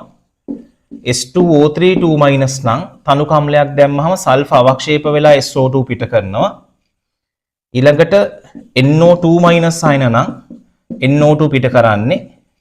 අන්තිමට S2- අයන නම් H2S පිට කරන්නේ. ඔන්න එනායන විශ්ලේෂණයෙන් කතා ටික. ඊට පස්සේ ආයි මෙන්න මේ කතාව ආම්ලීකృత ඩයික්‍රෝමේට් ද්‍රාවණය වෙනස් කරනවා කියන එක. මෙන්න මේක මතකද මං ඉනෝගනික් වල ඇනායන විශ්ලේෂණය හදලා දුන්නා. අවස්ථා තුනකට MnO4- ගේ දම් පාට අවර්ණ කරන්න පුළුවන් වායු ඉන්නවා 4 දෙනෙක්. ඊට පස්සේ ඩයික්‍රෝමේට් එකක් කියලා දුන්නා. Cr2O72- එකේ තැඹිලි පාට කොළ කරන්න පුළුවන්. ඊට පස්සේ ක්‍රෝමේට් කහ පාට ආයි කොළ කරන්න පුළුවන්. මේකට ඉන්නවා වායු සෙට් එකක්. මොනවද වායු ටික අපි කතා කළේ? SO2 ට ඔය වැඩේ කරන්න පුළුවන්, NO2 ට පුළුවන්, ඇමෝනියාට පුළුවන්, H2S ට පුළුවන්. ඔය වැඩේ කරන්න බැරි කාටද? කාබන් ඩයොක්සයිඩ්ට කරන්න බැහැ. ඒතර පළවෙනි උත්තරේ කෙලින්ම සල්ෆේට් නේ යාව අයින් කළා දාන්න. සල්ෆේට් වයින් කරන්න පුළුවන් කොහොමදවත්? හේතුව තනුකම්ලත් එක යාව වායු පිට කරන්නේ නැහැ. ඊට පස්සේ ඒට තනුක සල්ෆියුරික් දැම්මහම B වායුම ලබා දෙන අතර පැහැදිලි ද්‍රාවණයක් ලබා නොදේ කියලා දීලා තියෙනවා. හරි දැන් අපි මෙහෙම කළොත් සල්ෆයිඩ් එක ගත්තොත් බේරියම් සල්ෆයිඩ් එක අන්තිම උත්තරේ බලන්න. බේරියම් සල්ෆයිඩ් එක ගත්තොත් මුලින්ම තනුකම්ලයක් දැම්මහම B නැමැති වායුවක් දෙනවලු. ඒතර අපිට දාන්න පුළුවන් මෙයාට දැම්මොත් තනුකම්ලයක් අපේ වායුවට දාන්න පුළුවන් S2- හින්දා H2S වායුව දෙනවා කියලා. එහෙනම් H2S තමයි B කියන වායුව මෙතන තියෙන්නේ S2- අයන හින්දා. ඊට පස්සේ තනුක සල්ෆියුරික් දැම්මහමත් ඒ වායුවම දෙනවලු. ඒ කියන්නේ B වායුවම දෙනවලු. ඒත් හරිනේ. සල්ෆියුරික් දැම්මත් ඒත් එන්නේ H+ නේ. ඒත් H+ හින්දා මේ වායුවම දෙනවා. ආයි කතාවක් කියනවා පැහැදිලි ද්‍රාවණයක් ලබා නොදේ කියලා. මං කිව්වා ඒකේ තේරුම අවක්ෂේපයක් ලැබෙනවා කියලා. ඒක හරිනේ පුතේ. මෙතන තියෙන්නේ බේරියම් 2+ අයනනේ. එතකොට මේ බේරියම් 2+ අයන සල්ෆේට් එක එකතු වෙනවා. සල්ෆියුරික් අම්ලයේ සල්ෆේට් තියෙනවනේ. එකතු වෙලා අවක්ෂේපයක් හදා ගන්නවා BaSO4. ඒතර අවක්ෂේපයක් හැදුනොත් ඒක අපැහැදිලි ද්‍රාවණයක් බවට පත් වෙනවා. එහෙනම් ඒකත් පිළිගන්න පුළුවන්. ඊට පස්සේ ආයි කියනවා B ආම්ලික ඩයික්‍රෝමේට් ද්‍රාවණයක වර්ණය වෙනස් කරනවලු. ඒතකොට B කියන්නේ H2S හින්දා ගැලපෙනවා කතාව. ජලීය සිල් නයිට්‍රේට් ද්‍රාවණයේ කළු පාට අවක්ෂේපයක් දෙනවලු B කියන කෙනා. ඒකත් හරි. සිල් නයිට්‍රේට් දැම්මහම වෙන්නේ Ag+ අයනත් එක්ක S2- එකතු වුණා. ඒතර හදා ගන්නවා Ag2S කළු පාට අවක්ෂේපය. එහෙනම් උත්තරේ වෙන්න ඕන උත්තරාංක 5 BaS බේරියම් සල්ෆයිඩ්.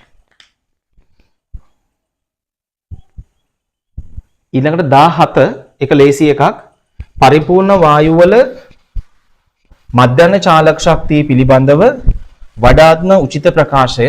ඒක ලේසි උත්තරාංක 3 උෂ්ණත්වය වැඩි කරන විට වැඩි වේ. මෙන්න මේක මතක තියාගන්න. මධ්‍යන චාලක ශක්තිය ඊබා රඳා පවතින්නේ උෂ්ණත්වය මත විතරයි. නිරපේක්ෂ උෂ්ණත්වය මත විතරයි.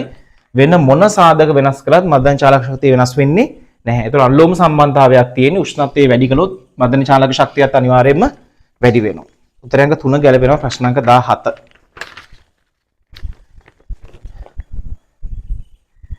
18 ලේසි ගානක් තියෙන ප්‍රතික්‍රියාවකුත් දීලා තියෙනවා. මේක තුලිත කරගන්න ඕනේ අපි.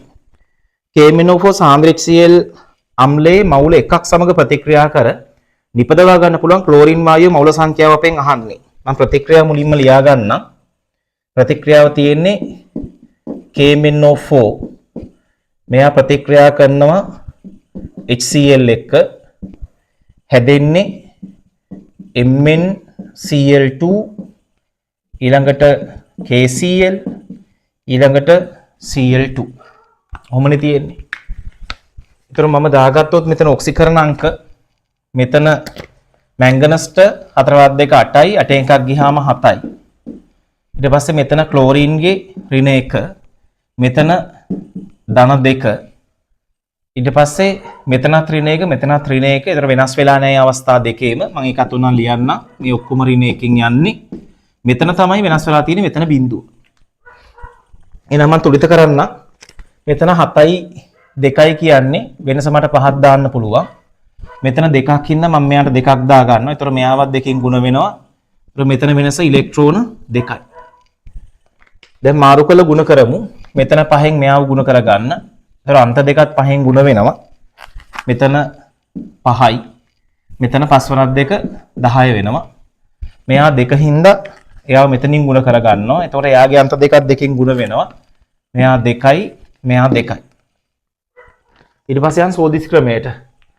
ඔක්කොම තියෙනවා ක්ලෝරින් සංඛ්‍යාව 5යි 5යි 4යි 9යි 1යි 10ක්. මෙතන 10ක් හැදලා තියෙනවා ක්ලෝරින්. ඊට පස්සේ පොටෑසියම් තියෙනවා මෙතන 2ක්. ඒකින්ද මම මෙයාට 2ක් දාන්න. ඒතර දැන් ඔක්කොම කීයක් එනවද? 5+2 10 2 12යි 12යි 5+2 10යි 14යි 2යි 16යි නේ. මෙයා 16යි. 16යි නම් ජලාණු දාන්න පුළුවන් 8ක්. ජලාණු 8යි. 8 වරක් 2 16යි. මෙතනත් 16යි. ඔක්සිජන් බැලන්ස් නම් හරි ඔක්සිජන් 8යි. මෙතනත් 4 වරක් 2 8යි. දැන් අපෙන් අහන්නේ සාන්ද්‍ර HCl අම්ලයේ මවුල එකක් සමග ප්‍රතික්‍රියා කරන නිපදවා ගත හැකි ක්ලෝරින් වායුවේ මවුල සංඛ්‍යාව. මෙතන සාන්ද්‍ර HCl ගේ මවුල සංඛ්‍යාව එකක් ගන්නලු. මවුල එකකින් හදා ගන්න පුළුවන් ක්ලෝරින් වායුවේ මවුල සංඛ්‍යාව. ලේසි කතාවක්. මෙයාව බෙදන්න 16න් ගුණ කරගන්න 5න්. ඊට 5 බෙදීම 16 නම් 0.3යි 1 වගේයි උත්තරාංක 2. නිකම් ප්‍රතික්‍රියාව තුරුද කිරීමක් තියෙනවා.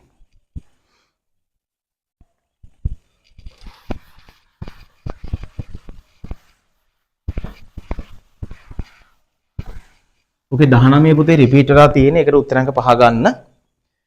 ඊට පස්සේ අපෙන් අහන්නේ 20 වෙනි එකට කැල්සියම් ක්ලෝරයිඩ්ගේ සම්මත දැලිස් එන්තැල්පිය නිවැරදි දක්වන්නේ කියලා අපෙන් අහන්නේ. කැල්සියම් ක්ලෝරයිඩ්ගේ සම්මත දැලිස් එන්තැල්පිය. දැලිස් උත්පාදනය ලියනකොට මෙතන ඔක්කොම දැලිස් උත්පාදනය දාලා තියෙන්නේ. දැලිස් උත්පාදනය ලියනකොට දැලිසේ මවුල එකක් ලියා ගන්න දකුණු අත පැත්තේ. ඝනමය දැලිසේ මවුල එකක් දකුණු පැත්තේ ලියන්න. මෙතන එකයි ලියන්න ඕන. වම් පැත්තේ ලියන්න එයාව හදන්න ඕන කරන වායුමය ධන සහ ඍණායන. ඒතර කැල්සියම් දෙවෙනි කාණ්ඩෙ හින්දා හදන්නේ කැල්සියම් 2+ ගෑස්. ඊළඟට ක්ලෝරීන් හදන්නේ Cl- ගෑස්. තුලිත කරනකොට දකුණු පැත්තේ එකකට තුලිත වෙනවා. මෙතන අනිවාර්යෙන් ඒක වෙනස් වෙන්න බෑ. ඒතර කැල්සියම් එක ගානේ තියෙනවා. මෙතන ක්ලෝරීන් දෙකක් ඉන්න මෙයාට දාන්න පුළුවන් දෙකක්. ඒක කීයද ගැලපෙන්නේ? 4 වෙනි එක කැල්සියම් 2+ ගෑස්, දෙකක් Cl- ගෑස්. නෑනේ. එතන තියෙන්නේ දකුණු පැත්තේ ගෑස් නේ. 4 ගැලපෙන්නේ නැහැ. කීයද දාන්න පුළුවන් අපිට? 5. 5 වෙනි එක ගැලපෙනවා. කැල්සියම් 2+ ගෑස්, දෙකක් Cl- ගෑස්, CaCl2 solid. මෙතන solid වෙන්න ඕන අනිවාර්යෙන් ඈ. අයිනික දැලිසේ මවුල එකක්. ඊට පස්සේ නාමකරණයක් තියෙන්නේ 21. Fe OH2 H2O 4යි ක්ලෝරීන් මෙන්න සංයෝගය. ඒතර ක්ලෝරීන් අපි දන්නවා ඍණ 1යි. මෙයා ඍණ 1. එතකොට සංයෝගය ධන 1යි. සංගත සංකීර්ණය ධන 1යි. මම මෙයාව x කියලා ගන්නම් යකඩ. OH ඍණනේ. ඍණ 1ව 2ක් ඍණ 2යි. ජලයෙන් එන්නේ බිඳුවයි උදාසීනයි. සමාන වෙන්නේ ධන 1ට. එහෙනම් උත්තරේ මට දාන්න පුළුවන් x ට ධන 3ක් කියලා. ඊට පස්සේ මුලින්ම ඇක්වානේ අපිට ලියන්න පුළුවන්. 4ක් තියෙනවා ඇක්වා. එහෙනම් ටෙට්‍රා ඇක්වා ඩයි හයිඩ්‍රොක්සයිඩෝ ඇනායනික ලිගන්ඩ් වල අයිඩියෝ ප්‍රත්‍ය එකතු කරනවා. එතකොට මේ සංගත සංකීර්ණ ධන හින්දා කෙලින්ම ෆෙරේට් දාන්නේ අපි අයන් දාන්න පුළුවන්. අයන් ඔක්සිකරණ අංකය 3 අයන් 3 පොඩි ඉඩක් තිබ්බා මෙයා ක්ලෝරයිඩ් CHLORIDE ටෙට්‍රා ඇක්වා ඩයිහයිඩ්‍රොක්සයිඩෝ අයන් 3 ක්ලෝරයිඩ් උත්තරාංක 3 ගැලපෙනවා. ඊට පස්සේ 22 එකත් ලේසි බහුවර්ණයක්. සත්‍ය වගන්තිය අපෙන් අහන්නේ පද්ධතියක පවතින උෂ්ණත්වය, පීඩනය, සංයුතිය වැනි මහේක්ෂ ගුණ පිළිබඳ විස්තරය පද්ධතියේ අවස්ථාව ලෙස හඳුන්වයිලු කෙලෙම්ම තියරි එක නිවැරදි වගන්තියක්. දෙවැනි වගන්තියේ මායිම හරහා ශක්තිය හා පදාර්ථයේ හුමාරු වන පද්ධති ඒකලිත පද්ධති වේ කියනවා. ඒකලිත කියන්නේ දෙකම හුමාරු වෙන්නේ නැති පද්ධති. තුන්වෙනි එක අවස්ථාශ්‍රිතයක සිදුවන වෙනස් වීමේ ප්‍රමාණය එහි ආරම්භක හා අවසන් අවස්ථාවෙන් ස්වයක්ත වේ කියලා දීලා තියෙනවා. අවස්ථාශ්‍රිතයක් කියලා කියන්නේ ආරම්භයයි අවසානයයි මත විතරක් රඳාපවතින ඒවා එන්තැල්පි වගේ. මෙන්න මේක මතකද? අපි හේස් නියමයේ කතා කළේ. අපි දාමු A කියන කෙනා බීත් එක ප්‍රතික්‍රියා කළා ඍජුවම C හදනවා කියලා. ඊට පස්සේ A බීත් එක ප්‍රතික්‍රියා කළා D හදලා D ගෙන් ආයි වක්‍රාකාරව C හදනවා. එතකොට අපි කතා කළේ මම මෙතන ඩෙල්ටා H1 කියලා දැම්මොත් මෙයා ඩෙල්ටා H2 කියලා දැම්මොත් මෙයා ඩෙල්ටා H3 කියලා දැම්මොත් මේ තනි මාර්ගය delta H1 සමාන වෙනවා මේ වක්‍ර මාර්ගයට delta H2 ධන delta H3ට. ඒ කියන්නේ එන්තැල්පිය රඳාපවතින්නේ ආරම්භය සහ අවසාන අවස්ථාව මත විතරයි. මාර්ගය මොකක් වුණත් ප්‍රශ්නයක් නැහැ. එහෙනම් අපි කියනවා ඒකට ආරම්භය සහ අවසානය මත රඳාපවතින අවස්ථාශ්‍රිත කියලා. මාර්ගය මත වෙනස් වෙන්නේ නැහැ. මාර්ගය මත වෙනස් වෙනවා කියනවා මාර්ගශ්‍රිතයක් කියලා. ඒතර අනිවාර්යයෙන්ම අවස්ථාශ්‍රිතයක ස්වායත්ත වෙන්නේ ආරම්භයයි අවසානයයි මත තමයි රඳාපවතින්නේ. ඒතර ඒකත් වැරදි. මෞලික එන්තැල්පිය ඝටනා ගුණයක් නොවේලු වැරදි පුතේ. මවුලයට ග්‍රෑමයට ඔය වගේ තිබ්බොත් මවුලයට ඊට පස්සේ ග්‍රෑමයට ඊට පස්සේ කිලෝග්‍රෑමයට ඝන සෙන්ටිමීටරයට cm ඍණ 3 ඊට පස්සේ ඝන මීටරයට ඔය වගේ තිබ්බොත් අනිවාර්යයෙන්ම වෙන්න ඕනේ ඒක ඝටනා ගුණයක්. විත්ති ගුණය ඝටනා ගුණය බවට පරිවර්තනය වෙනවා ඍණ එක කතාවක් තිබ්බොත්. ඊට පස්සේ අන්තිමට ද්‍රාවක ඒකීය පරිමාවක ද්‍රව්‍ය මවුල සංඛ්‍යාව සාන්ද්‍රණයලු ඒකත් ගැලපෙනවා. උත්තර දෙකක් තියෙනවා. 1 හෝ 5 ගැලපෙනවා. ප්‍රශ්නාංක 22ට. ඊට පස්සේ 23 උත්තර දෙකක් තියෙනවා. ආවර්ත වගුවේ ස්කැනඩියම් සිට සිංක් දක්වා මූලද්‍රව්‍ය පිළිබඳව සත්‍ය වගන්ති අපෙන් අහන්නේ අඩුම ද්‍රවාංග හා තාපාංග මැංගනීස්ලු වැරදි. අඩුම වෙන්න ඕන සිංක්ට ඒක වැරදි. තනුක NaOH එකතු කිරීමේදී ඩයික්‍රෝමේට් ද්‍රාවණයක් ක්‍රෝමේට් සහ Cr3+ වලට පත් වේලු වැරදිනේ. මෙන්න මේක මතකයි නේද? ක්‍රෝමේට් CrO4 2- ඩයික්‍රෝමේට් එක සමතුලිතයක් හදන් තියෙන්නේ. Cr2O7 2- 1. පාටවල් මෙයා කහ පාට ක්‍රෝමේට් ඩයික්‍රෝමේට් තැඹිලි පාට. කහ පාටයි තැඹිලි පාටයි. එතකොට අම්ලයක් දැම්මොත් ක්‍රෝමේට් ඩයික්‍රෝමේට් බවට යන සමතුලිතතාවයේ දකුණට ගමන් කරන අම්ල හරහා. ආපස්සට එනවා භස්ම හරහා තැඹිලි පාට කහ පාට වෙනවා. මේක දාලා තියාගන්න. ඒතර Cr3+ බවට පත් වෙන්නේ නැහැ ඒක වැරදි. ඒ වාට එමාවර්තයේ S ගුණයේ මූලවලට වඩා වැඩි විද්‍යුතතාවයන් ඇත කියන එක පිළිගන්න පුළුවන්. වමේ ඉඳන් දකුණට අරය අඩු වෙනකොට විද්‍යුතතාවය වැඩි වෙනවා. ස්කැනඩියම් සහ සිංක් යන මූලද්‍රවයන්හි ස්ථායී ඔක්සිජන් අවස්ථාව ධන 2 වේලු වැරදි. සිංක් ධන 2 ස්කැනඩියම් ධන 3. 3D නෝට් සහ 3D10 ඉලෙක්ට්‍රෝන වින්‍යාස ඇති සංයෝග හැර අනෙක් සංයෝග ලාක්ෂණික වර්ණ පෙන්වයිලු.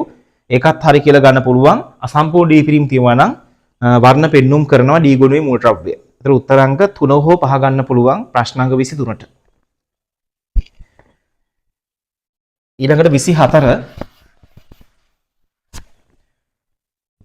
A නම් ඇල්කයිල් බ්‍රෝමයිඩය මධ්‍යසාරීය KOH සමග ප්‍රතික්‍රියා කර B සංයෝගයේ ලබා දුන් අතර HBr සමග ප්‍රතික්‍රියා කළ විට ලැබුණු C A වල ව්‍යුහ සමායකයක් කියලා දීලා තියෙනවා. C සංයෝගයේ ජලීය KOH සමග ප්‍රතික්‍රියා කළ විට ලැබෙන සිංක් ක්ලෝරයිඩ් සාන්ද්‍ර HCl සමග ක්ෂණික අවලතාවයක් ලබා දුන්නොත් මොකක්ද අහනවා ඒ වෙන්න පුළුවන් කියලා අපෙන් අහන්නේ. හරි දැන් ලේසියෙන් වැඩි පුතේ ඔය ටික කීපයක් ඇඳලා බලන්න. ඒක තමයි ලේසියෙන් වෙන්න ඕන. මම කීපයක් ඇඳලා බලන්න. මං පහ අඳින්නම් මුලින්ම පස්වෙනි එක වගේ එකක් බලන්න. මුලින්ම තියෙන්නේ CH3 C ට H එකක් තියෙනවා. I CH2 Br තියෙනවා. ඊළඟට CH2 CH3 තියෙනවා. ඇදලා තමයි බලන්න ඕනේ. හිතින් කියන්නත් පුළුවන් ඒක එක්ස්පීරියන්ස් එකත් එක්ක එන්න ඕනේ. ඇදලා බලන්න විභාගෙදී ඒක තමයි හොඳම විදිහ. A නම් ඇල්කයිල් බ්‍රෝමයිඩයලු හරි. මධ්‍යසාරීය KOH එක B දෙනවලු. එහෙනම් මං හදන්නම් ප්‍රතික්‍රියාව හැලජනේ බැඳුණු කාබන යාබද කාබන් ගෙච් එකත් එක්ක ඉවත් වෙනවා. එහෙනම් මට ද්විත්ව බන්ධනයක් දාන්න පුළුවන් මෙතනට. මෙන්න ද්විත්ව බන්ධනය ඔන්න හදාගත්තා B කියන සංයෝගය. ඒක HBr එක ප්‍රතික්‍රියා කළාම C එනවලු. HBr එක ප්‍රතික්‍රියා කළාම කියන්නේ H වැඩි තැනට H යනවා. H අඩු තැනට Br එනවා. එහෙනම් මට මෙතන දාන්න පුළුවන් CH3 කියලා. මෙතන දාන්න පුළුවන් Br කියලා. ඊට පස්සේ කියනවා C සංයෝගයේ ජලීය KOH එක ප්‍රතික්‍රියා කළාම ලැබෙන කෙනාට සිංක් ක්ලෝරයිඩ් සාන්ද්‍රණය දෙමු ශනික අවලතාවයක්ලු හම්බ වෙන්නේ. දැන් මෙහෙම බලන්න. KOH දැම්මම වෙන්නේ ජලීය KOH නේ මධ්‍යසාරීය නෙමෙයිනේ. එහෙනම් Br එක මොනව වෙනවද? OH වෙනවා. දැන් බලන්න මේක මොන වගේ ඇල්කොහොලයක්ද? OH බැඳුණු කාබන් තවත් කාබන් 3ක් තියෙනවා. OH බැඳුණු කාබන් මෙයා එයාට තවත් කාබන් 3ක්. එහෙනම් මේක ඇවිල්ලා තෘතීක ඇල්කොහොලයක්. ඊට පස්සේ පුතේ නිර්ජලීය සිංක් ක්ලෝරයිඩ් සාන්ද්‍ර HCl දානවලු. කවුද මේ නිර්ජලීය සිංක් ක්ලෝරයිඩ් සාන්ද්‍ර HCl කියලා කියන්නේ? ලූකස් ප්‍රතිකාරකය. ලූකස් ප්‍රතිකාරකය. ඒතර ලූකස් දැම්මම වෙන දේ තමයි මෙන්න මෙතන OH එක කවුරු බවට පත් වෙනවද? Cl බවට පත් වෙනවා. එතකොට දැන් ඇල්කොහොල වතුරේ දිය වෙනවනේ. ඇල්කයින් හේලයිඩේ හැදුනොත් වතුරේ දිය වෙන්නේ නැහැ. වතුර දිය වෙනවා හොරයි. ඒකින්ද අපහැදිලි ස්වභාවයක් ඇති වෙනවා. ලූකස් දැම්මහම අපහැදිලි ස්වභාවයක් නැත්තම් ආවිලතාවයක් ඇති වෙනවා. ඒකට හේතුව තමයි ඇල්කොහොලය තිබ්බහම හොඳට වතුරේ දිය වෙනවා. කාබන් 6 දක්වා වතුරේ දිය වෙනවා. හැබැයි ඇල්කයින් හේලයිඩේ වතුරේ දිය වෙන්නේ නැහැ. දිය වෙනවා හොරයි. දිය වෙන හොරින්ද අපහැදිලි ස්වභාවයක් ඇති වෙනවා ද්‍රාවණයේ පුරාම පැතිරිලා. එතකොට අපහැදිලි ස්වභාවයේ ඉක්මනට දෙන්නේ ආවිලතාවයේ ඉක්මනට දෙන්නේ තෘතීක ඇල්කොහොල. ටිකක් අඩුවෙන් දෙන්නේ ද්විතීක ඇල්කොහොල. නොදෙන තරම් වෙන්නේ ප්‍රාථමික ඇල්කොහොල. මොනෝක මතක තියාගන්න. ඒතර මෙතන තෘතීක ඇල්කොහොලයක් හින්දා ආවිලතාවයේ ෂණිකව ලබා දෙනවා. එහෙනම් උත්තරාංක 5ම ගැලපෙනවා. ඊළඟට 25.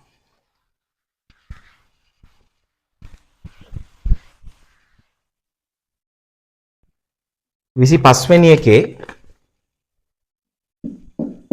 CH3 CH2 C ද්විත්ව බන්ධන ඔක්සිජන් H තියෙන්නේ. මේක HCN එක ආකලනය වීම ගැන අපෙන් අහන්නේ. හරි මම යාන්ත්‍රණය ඇදලා පෙන්නන්න. HCN දුබල අම්ලයක්නේ.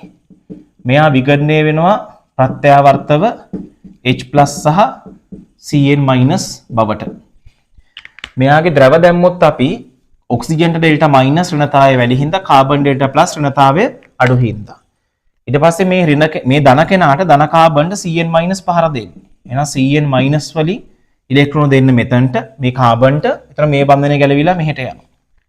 එහෙනම් මට ලියන්න පුළුවන් CH3 CH2 C මෙතන O තියෙනවා. O තනි බන්ධනයක්. H එකක් තියෙනවා. අර සයනයිඩ් එක මෙතනට සම්බන්ධ වෙනවා. අවසානයේ මොකද වෙන්නේ? H+ තියෙනවානේ. H+ ට ඉලෙක්ට්‍රෝන දෙනවා මේ O එක. එතනින් මට හදා ගන්න පුළුවන් OH කාණ්ඩය. CH3 CH2 මේක OH එකක් ආයි H එකයි සයනයිඩ් කොටසයි. මෙන්න. හරි දැන් බලන්න පුතේ වගන්ති ටික. මෙතන පරමාණු තුනක් ලේබල් කරලා දීලා තියෙනවා. මේ අංක 3, මේ අංක 2, මේ අංක 1 කියලා. ආරම්භක පහර දීම H+ වලින්ලු වැරදි. මුලින්ම පහර දෙන්නේ සයනයිඩ් BC. ඊට පස්සේ ආරම්භක පහර දීම ලක්වන්නේ O පරමාණුවයි වැරදි. මෙයා පහර දෙන්නේ කාබන් පරමාණුවට. පහර දීම ආරම්භ වන්නේ Cn- වලිනි. ඒක හරි. මෙයා තමයි මුලින් පහර දෙන්නේ. Cn- අයනේ ඉලෙක්ට්‍රෝෆයිලයක්ලු වැරදි. ඍණ ඩෙල්ටා ඍණ තිබ්බොත් ඒක අනිවාර්යයෙන්ම කවුරු වෙනවද? නියුක්ලියෝෆයිලයක්. එකසර තිබ්බත් නියුක්ලියෝෆයිලයක්. ඉලෙක්ට්‍රෝෆයිලයක් වෙන්නේ ඩෙල්ටා ධන තිබ්බොත් ඉලෙක්ට්‍රෝෆයිලයක් වෙන්නේ. මෙයා ඍණ හින්දා ඒක නියුක්ලියෝෆයිලයක්. Cn- අයනය මගින් ලබන පහර දීමට ලක්වන්නේ දෙවන කාබන් පරමාණු වල. Cn- මගින් පහර දෙන්නේ දෙවන කෙනාටලු වැරදි. කාබන්ට හැමතිස්සෙම පහර දෙන්නේ පළවෙනි කාබන් පරමාණුවට. උත්තරාංක 3 ප්‍රශ්නාංක 25ට.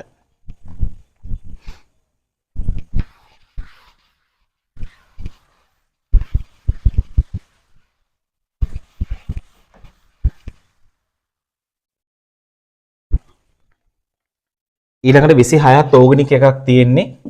ඇල්ඩිහයිඩයක් තියෙනවා CH3COH. ඊට පස්සේ එකෙන් පරිවර්තනයක් ගන්නවා ඇල්කොහොලයකට CH3CH2OH. ඊට පස්සේ කාබොක්සිලික් හැදෙනවා CH3COOH. අන්තිමට අම්ල ක්ලෝරයිඩය CH3COCl. මෙන්න පරිවර්තනය. ඊට පස්සේ ප්‍රතිකාරක වලට අක්ෂර දාලා තියෙනවා PQR. PQR. ඒව නම් ඉතාම ලේසි. මොකද කරන්න පුළුවන්? ඇල්ඩිහයිඩයක් ඇල්කොහොලයක් කරගන්න අපිට ගන්න පුළුවන් ඕනනම් ලිතියම් ඇලුමිනියම් හයිඩ්‍රයිඩ් ඊතර් මාධ්‍යයක මුලින් දාලා අංක 2ට දාන්න පුළුවන් ආම්ලික ජලය. එහෙම නැත්නම් හෝ කවුරු ගන්න පුළුවන්ද අපිට? සෝඩියම් බෝරෝහයිඩ්‍රේට් ගන්න පුළුවන් නේද? NaBH4 NaBH4 ගන්න පුළුවන්. සෝඩියම් බෝරෝහයිඩ්‍රේට්. ඊට පස්සේ Q වලට ඇල්කොහොලේ කාබොක්සිලික් කළා අනිවාර්යයෙන්ම H+KMnO4 නැත්නම් ඩයික්‍රෝමේට් ගන්නත් පුළුවන්. ඊට පස්සේ OH එක සීල් කරන්න වෙලා තියෙන්නේ එච්චරයි වෙනස තියෙන්නේ PCl3 හරි PCl5 හරි. උත්තරාංක 1 ගැලපෙනවා. PCl5ත් හරි. 24 ලේසි නිකම්ම හයිඩ්‍රෝකාබනයක් දීලා CC තනිබන්ධනය සහිත කාබන් පරමාණු දෙකේ මුහුම් කරන අහනවා. ඒක ලේසි. උත්තරාංක 5. sp2 sp2 නේ ගැලපෙන්නේ. හරි. ඊට පස්සේ පොඩි නාමකරණයක් එක ගිහිලා තියෙන ප්‍රතික්‍රියාවක් මෙන්න මෙහෙම තියෙන්නේ. 2 ක්ලෝරෝ 2 මෙතිල් බියුටේන් මේක ප්‍රතික්‍රියා කළාම KOH එක කවුදානව හම්බ වෙන්නේ ඒත් IUPAC නාමකරණයක් දීලා තියෙනවා. අපි බලමු මේක ඇඳලා බියුට් කියලා කියන්නේ මෙත් එත් ප්‍රොප් බියුට් කාබන් ඔක්කොම 4ක් තියෙනවා. ඔන්න කාබන් 4. කාබන් 4ට මම අංක ටිකක් දාන්නම් මෙයා 1 2 3 4 කියලා. දෙකේ ක්ලෝරෝ එකක් තියෙනවා. එහෙනම් දෙකට දාන්නම් ක්ලෝරින් එකක්. මෙන්න 2 ක්ලෝරෝ ආයි 2 මෙතිල්. එහෙනම් දෙකේ තියෙනවා මෙතිල් කාණ්ඩයක්. ඒ කියන්නේ CH3 කාණ්ඩයක්. බියුට් කියන්නේ 4යි. AN කියන්නේ බහුබන්ධන එකක්වත් නැහැ. එහෙනම් මෙතන දාන්න පුළුවන් අඩු වහන්න H3යි.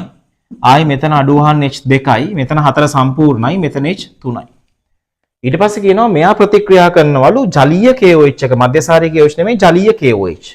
එහෙනම් මොකද වෙන්නේ? මෙතන Cl එක කවුරු බවට පත් වෙනවද? OH කාණ්ඩයක් බවට පරිවර්තනය වෙනවා. එහෙනම් දාන්න පුළුවන් අපිට 2 මෙතිල් දෙකේ මෙතිල් එකක් තියෙන්නේ බියුට්ම තමයි ඒක වෙනස් වුන්නේ නැහැ. ඇල්කොහොලයක් දැන් දෙකේ තමයි ඇල්කොහොලේ තියෙන්නේ. එහෙනම් 2 ඕල් එකක් වෙන්න ඕන. උත්තරාංක 4 ගැලපෙනවා ප්‍රශ්නාංක 28ට. දෙකේ තමයි ඕල් එක තියෙන්නේ.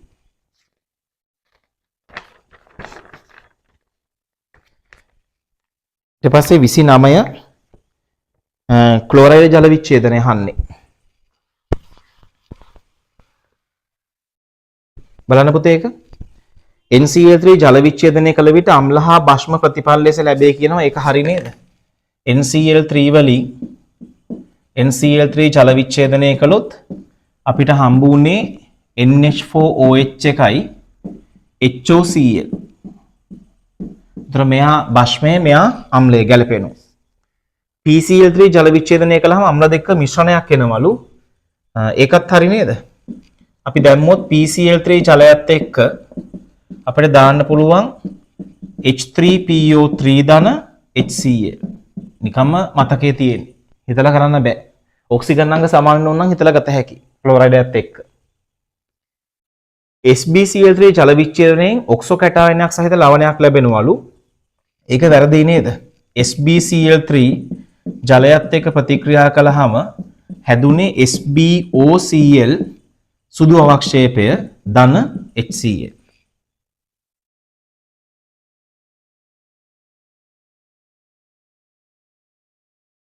හරි. ඊළඟට PCl5 ජල විච්ඡේදනයෙන් H3PO3 ලැබෙනවලු. ඒකත් වැරදි. උත්තර දෙකක් එකේ තියෙනවා. PCl5 අපි ගත්තොත් ජල විච්ඡේදනය කළා හැදෙන්නේ මොනවද? H3PO4 ධන HCl. ඒ දෙන වෙනස පේනවනේ නේ. PCl3 නම් මෙතන phosphorus oxygen අංගය ධන 3යි. මෙයත් 3 වරක් 2 6යි. 6න් 3ක් ගියාම 3යි. මෙතන phosphorus ධන 5යි. ඒතර මෙයත් oxygen අංගය ධන 5යි. මම හිතලා ගන්න විදිහ. ACl3 ජල විච්ඡේදනයේ අසම්පූර්ණ ලෙස යෙදුන අම්ල දෙක මිශ්‍රණයක් ලැබෙනවලු. ACl3 එකත් ගැලපෙනවා.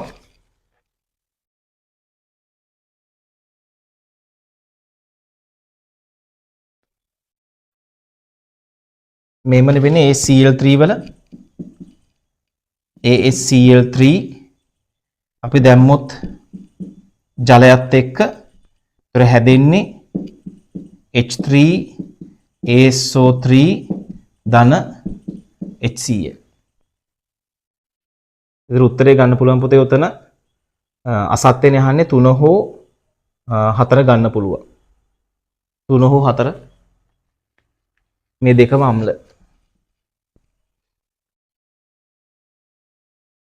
ඊළඟට 30 වෙනි එක සල්ෆර් රසායනය අහන්නේ SO2 වලට ඔක්සිකාරකයක් ලෙස මෙන්ම හාරකයක් ලෙස හැසිරෙන්න පුළුවන්ලු පිළිගන්න පුළුවන්.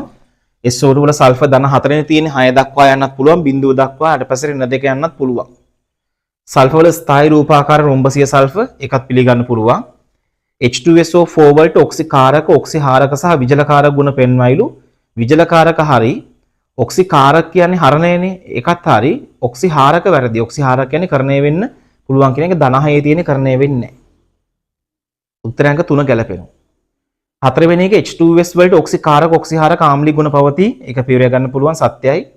ඊට පස්සේ Na2S2O3 පරිමාමික විශ්ලේෂණයේ ද්විතීක සම්මත ගැල්ලු එකත් පිළිගන්න පුළුවන්. උත්තරාංක 3 ප්‍රශ්නාංක 30ට.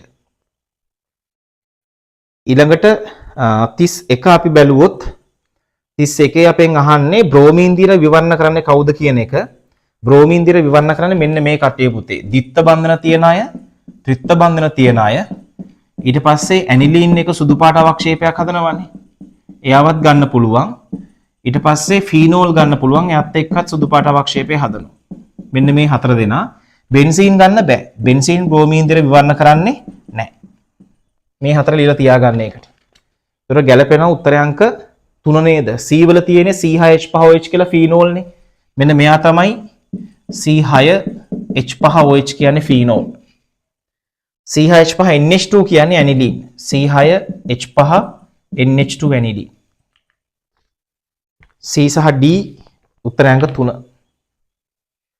ඊට පස්සේ 32 පොටෑසියම් අයඩයිඩ් හා පොටෑසියම් ක්ලෝරයිඩ් එකිනෙක වෙන් කර ගන්න පුළුවන් කොහොමද කියලා අහනවා. ඇමෝනියා ගන්න බෑ. සාන්ද්‍ර සල්ෆියුරික් ගන්න පුළුවන් නේද?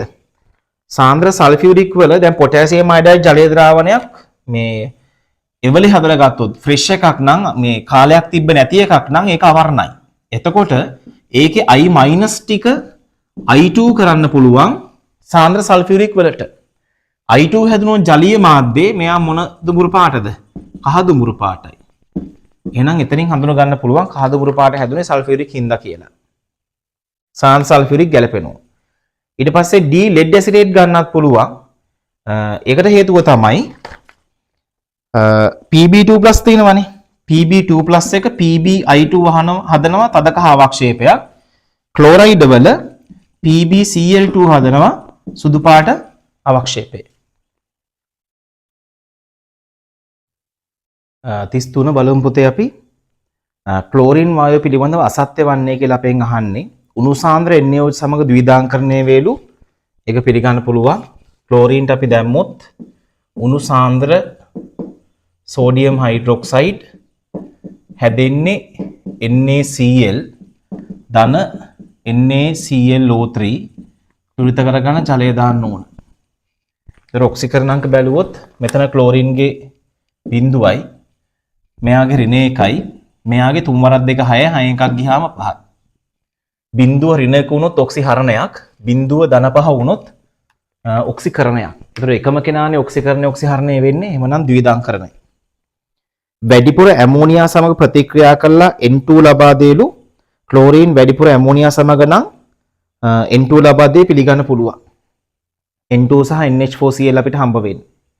යකඩ සමග FeCl2 ලබා දේ එකත් පිළිගන්න පුළුවන්. මුලින්ම FeCl2 දෙනවා, ඊට පස්සේ FeCl3 දෙනවා. ඔක්කොම 17 වෙනි කාණ්ඩ කියලා දුන්නා. වැඩිපුර ඇමෝනියා සමග ප්‍රතික්‍රියා කළා NCl3 ලබා දේලු. ඒක වැරදි. වැඩිපුර ක්ලෝරින් දැම්මොත් තමයි NCl3 ලබා දෙන්නේ. ඒතර උත්තරයන්ක 5 D පමණයි අසත්‍ය වෙන්නේ. ඊළඟට 34 පරිපූර්ණ වායු නියදියක් සම්බන්ධයෙන් පහත සඳහන් කුමන වගන්ති අසත්‍ය වේද කියලා අපෙන් අහන්නේ. ඉහළ උෂ්ණත්වයේදී අන්තරණක බල නොසලකා හරින බැවින් උෂ්ණත්වය වැඩි කරන විට වායුවේ පීඩනය වැඩි වෙනවලු. ඉහළ උෂ්ණත්වයේදී අන්තරණක බල නොසලකා හරින බැවින් උෂ්ණත්වය වැඩි කරන විට වායුවේ පීඩනය වැඩි වේලු. මොකද කරන්න පුළුවන් අපිට? කොහොමද දැන් පරිපූර්ණ වායුව නම් අන්තරණක බල නැහැනේ. උෂ්ණත්වය වැඩි කරාම වායු අංශ වල වේගය වැඩි වෙනවා. වේගය වැඩි වුණාම බිත්තියේ සිදුවන ගැටුම් සංඛ්‍යාව වැඩි වෙනවා. එහෙනම් අනිවාර්යෙන් පීඩනය වැඩි වෙනවා. පිළිගන්න පුළුවන් සත්‍යයි. ඊළඟට දෙවැනි එක උෂ්ණත්වයේ නියතව පවතින දෙයක් වායු නියතයේ පරිමාව වෙනස් වෙන්නේ නැහැලු. උෂ්ණත්වයේ නියතව තියාගෙන තෙක් පරිමාව වෙනස් වෙන්නේ නැහැලු. මොකද කියන්න පුළුවන්. දැන් ඒක රඳා පවතින්නේ බල්බය මතනේ. ඒතර බල්බය ගැන සඳහනක් නැහැනේ. දැන් මෙහෙම කළොත් බල්බය දෘඩ නොවන එකක් නම් මොනවා වෙන්න පුළුවන්ද? පරිමාව අඩු වැඩි වෙන්න පුළුවන්. ඒතර නිශ්චිතව කියන්න බෑ ඒක. අණුක වේගල ව්‍යාප්තිය උෂ්ණත්වයේ මත රඳා පවතී. ඒක හරිය වේග ව්‍යාප්තිය උෂ්ණත්වයේ මත රඳා පවතිනවා. අණුවල වේගවල එකතුව මුළු අණු සංඛ්‍යාවෙන් බෙදා වර්ග කිරීමෙන් වර්ග මධ්‍යම ප්‍රවේගය ලැබෙලු. ඒක වැරදි. අපි මෙහෙමනේ ගන්න පුතේ. අණුවල වේගයන් වර්ග කරනවා. C2 වර්ග ඊට පස්සේ C3 වර්ග. ඔහොම ඔක්කොම Cn වර්ග. ඔහොමනේ ගන්නෙ අපි. වර්ග කරලා ඔක්කොම එකතු කරන්න ඕන. පස්සේ තමයි මොනවා කරන්නේද අපි? මධ්‍යන්න ලබා ගන්න n සංඛ්‍යාවෙන් බෙදලා. උත්තරාංක 5 වෙන්න ඕන. සත්‍ය වගන්ති අපෙන් අහන්නේ අසත්‍ය වගන්ති. අසත්‍ය වෙන්නේ B සහ D. ඊළඟට 35 ස්කැනඩියම් ධන 3 සහ සිංක් ධන 2 අයන පිළිබඳව සත්‍ය වගන්ති අපෙන් අහන්නේ. අයන දෙකෙහිම අර්ධ ලෙස පිරුණු 3D උපශක්ති මට්ටමක් ඇත. වැරදි. සිංක්ගේ පූර්ණ පිරීම තියෙන්නේ. ස්කැනඩියම් ධන 3 D ඉලෙක්ට්‍රෝන එකක්වත් නැහැ. එහෙනම් පළවෙනි වගන්තිය වැරදි. අයන දෙකම ජලීය ද්‍රවවලදී අවර්ණ වේලු. ඒක හරි. අසම්පූර්ණ D විරීම නැති හින්දා අවර්ණයි. මෙම අයන දෙකම ආන්තරික මූලද්‍රව්‍ය දෙකකින් සෑදෙන අයන දෙකක්ලු. වැරදි. දෙන්නම නෙමෙයි. සිංක් විතරයි නේද? දැන් සිංක් වල මූලද්‍රව්‍ය ගැන අපෙන් අහන්නේ. සිංක් වල තමයි 30 තියෙන්නේ. එතකොට මෙයාගේ 3D10 4s2. එතකොට මෙයාගේ තියෙන පූර්ණ පිරීමක් අසම්පූර්ණ D පිරීම නැහැ. හැබැයි ස්කැනඩියම් ධන 3 හැදෙන ස්කැනඩියම් වල ඉන්නේ 21. එහෙනම් දාන්න පුළුවන් අපිට 4s2 3d1 මෙයාට අසම්පූර්ණ D පිරීම තියෙනවා. ඒතර ඒ වගන්තිය වැරදි. දෙන්නම එහෙම නැහැ. අන්තිමට ජලීය ද්‍රාවණ වලදී මෙම අයන විද්‍යුත් චුම්බක වර්ණාවලියේ දෘශ්‍ය විකිරණ අවශෝෂණය කරයිලු. ඒක මොකක් වෙනවද? ඒකත් වැරදි වෙන්න ඕන. ඒතර උත්තරාංක සත්‍ය වගන්තිය උත්තරාංක 5 ගන්න පුළුවන්.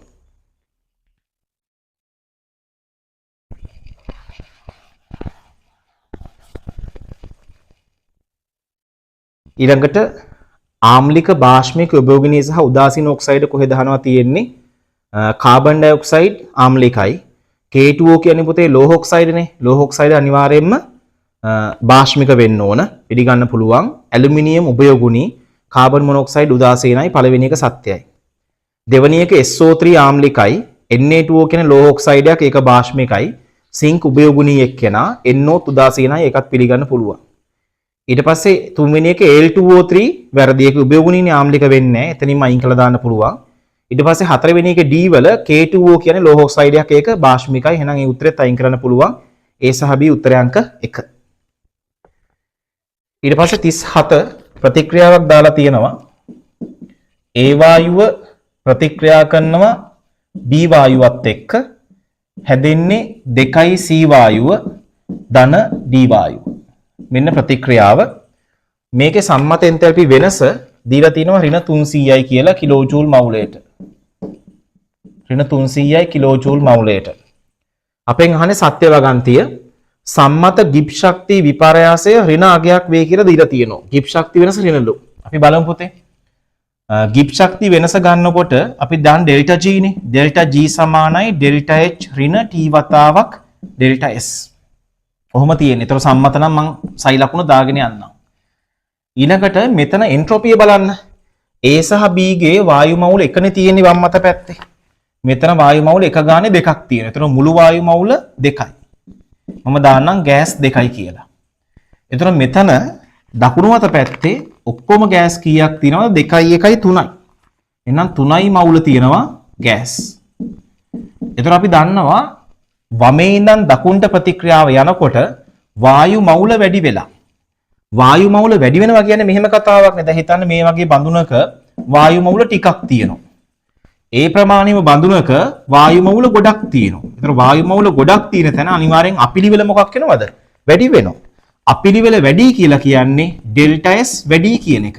ඩෙල්ටා S වැඩි නම් ඒක මොනාගයක්ද? ධනාකයක්. එහෙනම් අපිට මෙතනට ආදේශයක් දාන්න පුළුවන්. ඩෙල්ටා H ඍණනේ දීලා තියෙන්නේ. මෙයා ඍණ T වතාවක් ඩෙල්ටා S එක ධන. එහෙනම් මෙතන සුළු කළාම ධනයි ඍණයි ඍණ වෙනවා. මෙතනත් යන්නේ ඍණ එකක්. එහෙනම් අවසාන උත්තරය අනිවාර්යයෙන් මොකක් වෙනවද? ඍණ. ඩෙල්ටා G ඍණයි නම් පිළිගන්න පුළුවන් පළවෙනි වගන්තිය සත්‍යයි කියලා. දෙවෙනි එක සම්මත එන්ට්‍රොපි පරාසය ධනලු. හරි එන්ට්‍රොපි වෙනස ධන. එකක් පිළිගන්න පුළුවන්. සම්මත ගිබ් ශක්තිය පරාසය ධනලු. වැරදි. මේක ඍණ. ප්‍රතික්‍රියා පහත් උෂ්ණත්වයේ සංසිද්ධ නොවේලු. උෂ්ණත්වය අඩුයි නම් සංසිද්ධ වෙන්නේ නැහැලු. බලන්න පුතේ. උෂ්ණත්වය අඩු කළාම මෙන්න මෙයාව අඩු කළාම මේ ඍණ ලකුණ අඩු වෙනවනේ. ඍණ ලකුණ අඩු වුණත් එයා ඍණමයි. එහෙනම් මෙයාත් ඍණ නම් මෙයාත් ඍණ නම් අනිවාර්යයෙන් මොනව වෙනවද? ඍණ වෙනවා. එහෙනම් ස්වයන් සිද්ධ නොවේ කියන එක වැරදි. අනිවාර්යෙන් ස්වයන් සිද්ධ වෙන්න ඕන. එහෙනම් උත්තරේ 1 A සහ B සත්‍යයි. ඊළඟට 38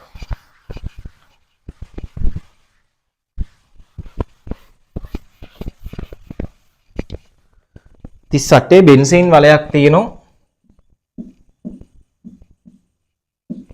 මේ බෙන්සීන් වලයට කාබන් NH2 COOH කාබොක්සිලික් කාණ්ඩයක් ඊළඟට CH3 තියෙනවා. පළවෙනි වගන්තිය NaNO2 තනුක HCl සමග 0.5 උෂ්ණත්වයේදී ඩයසෝනියම් ලබා දේලු. හරිනේ. මෙතන NH2 කාණ්ඩයක් තියෙනවා. ඇනිලින් ඕන කෙනෙක්නේ. ඇනිලින් නම් තමයි වැරදිනේ පුතේ මේක. මතක් කරන්න මම ඒ තීරය. මෙහෙම ඩයසෝනියම් ලවණ තියෙනවානේ. ඇරෝමැටික් ඩයසෝනියම් N2Cl මෙයා පහළ උෂ්ණත්වයේදී ස්ථායි. හැබැයි ඇලිෆැටික් ඩයසෝනියම් ලවණ නිකන් කාබන් දාම තියෙන ඒවා අපි දාමු CH3 CH2 NH2 කියලා. මෙයාගෙන් හැදෙන ඩයසෝනියම් ලවණය අස්ථායි. අස්ථායි හින්දා එයා බිඳ වැටෙනවා ෆීනෝල් බවට. ඒ කියන්නේ මම මෙහෙම ප්‍රතික්‍රියාව දැම්මොත් මම මෙයාට දාන්නම් කලින් වගේම නයිට්‍රස් අම්ලය දාන්න. NaNO2 HCl දාන්න. NaNO2 HCl දානවා. එතකොට හැදෙන්නේ ඩයසෝනියම් ලවණය. CH3 CH2 N2Cl හැදෙනවා. හැබැයි මේ හැදුණු කෙනා මෙයා අස්ථායි. අස්ථායි හේතුව මේක ඇලිෆැටිකයි. ඒ කියන්නේ බෙන්සීන් වලේ නෑ නිකන් කාබන් දාමේ තියෙන්නේ. ඒකින්ද එයා බිඳ වැටෙනවා ඇල්කොහොලේ බවට. මෙන්න මේ N2Cl කාණ්ඩයපත් වෙනවා OH කාණ්ඩයක් බවට. එහෙනම් ප්‍රතිඵලය ලියන්න පුළුවන් CH3 CH2 OH කියලා. OH කාණ්ඩයක් හැදෙන්නේ. හැබැයි මෙතන මම මෙහෙම ලියන්නම්. ආපස්සට ප්‍රතික්‍රියාව විතරේ දාලා ලියන්නම්. ඇනිලීන් තියෙනවනේ. බෙන්සීන්ට NH2. අපි මෙයාට දැම්මොත් නයිට්‍රස් අම්ලය නැත්තම් NaNO2 HCl 0.5 උෂ්ණත්වයේදී හැදෙන ඩයසෝනියම් ලවණ මේක ස්ථායි. පහළ උෂ්ණත්වයේදී ස්ථායි. පහළ උෂ්ණත්වයේදී තමයි ස්ථායි වෙන්නේ. එහෙම මේක රඳනවා. මෙතන වෙන්නේ මොකක්ද? මෙයා ඇනිලීන් නෙමෙයි නිකන් ඇමීනයක්නේ.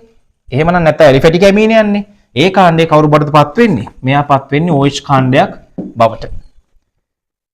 ඩයසෝනියම් ලවණ ලබා දේලු වැරදි. පළවෙනි වගන්තිය වැරදි. බ්‍රෝමීන් දියර විවරණ කරනවලු. ඒක හරි.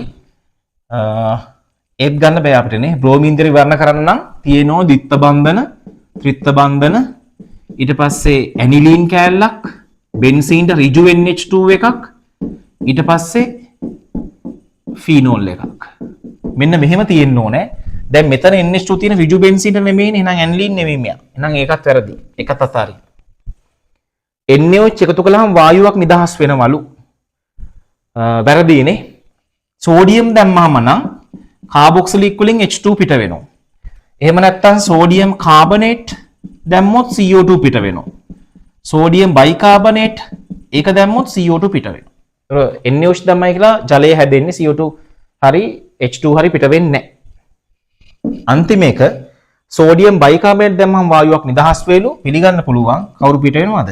කාබන් ඩයොක්සයිඩ් පිට වෙනවා. එහෙනම් උත්තරාංක 5 ප්‍රශ්නාංක 38ට. 39 HCl අණුවක H සහ ක්ලෝරින් අතර අයනික බන්ධන ඇතලු වැරදි. H සහ ක්ලෝරින් අතර ඉන්නේ සහසංයුජ බන්ධන.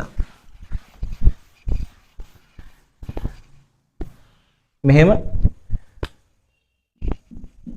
HCl ඍණතාවයන් 2.1යි මෙයා 3යි ඍණතාව වෙනස 0.9යි ඍණතාව වෙනස 2 හෝ 2ට වඩා වැඩි නම් තමයි අයනික වෙන්නේ. පළවෙනි එක වැරදි.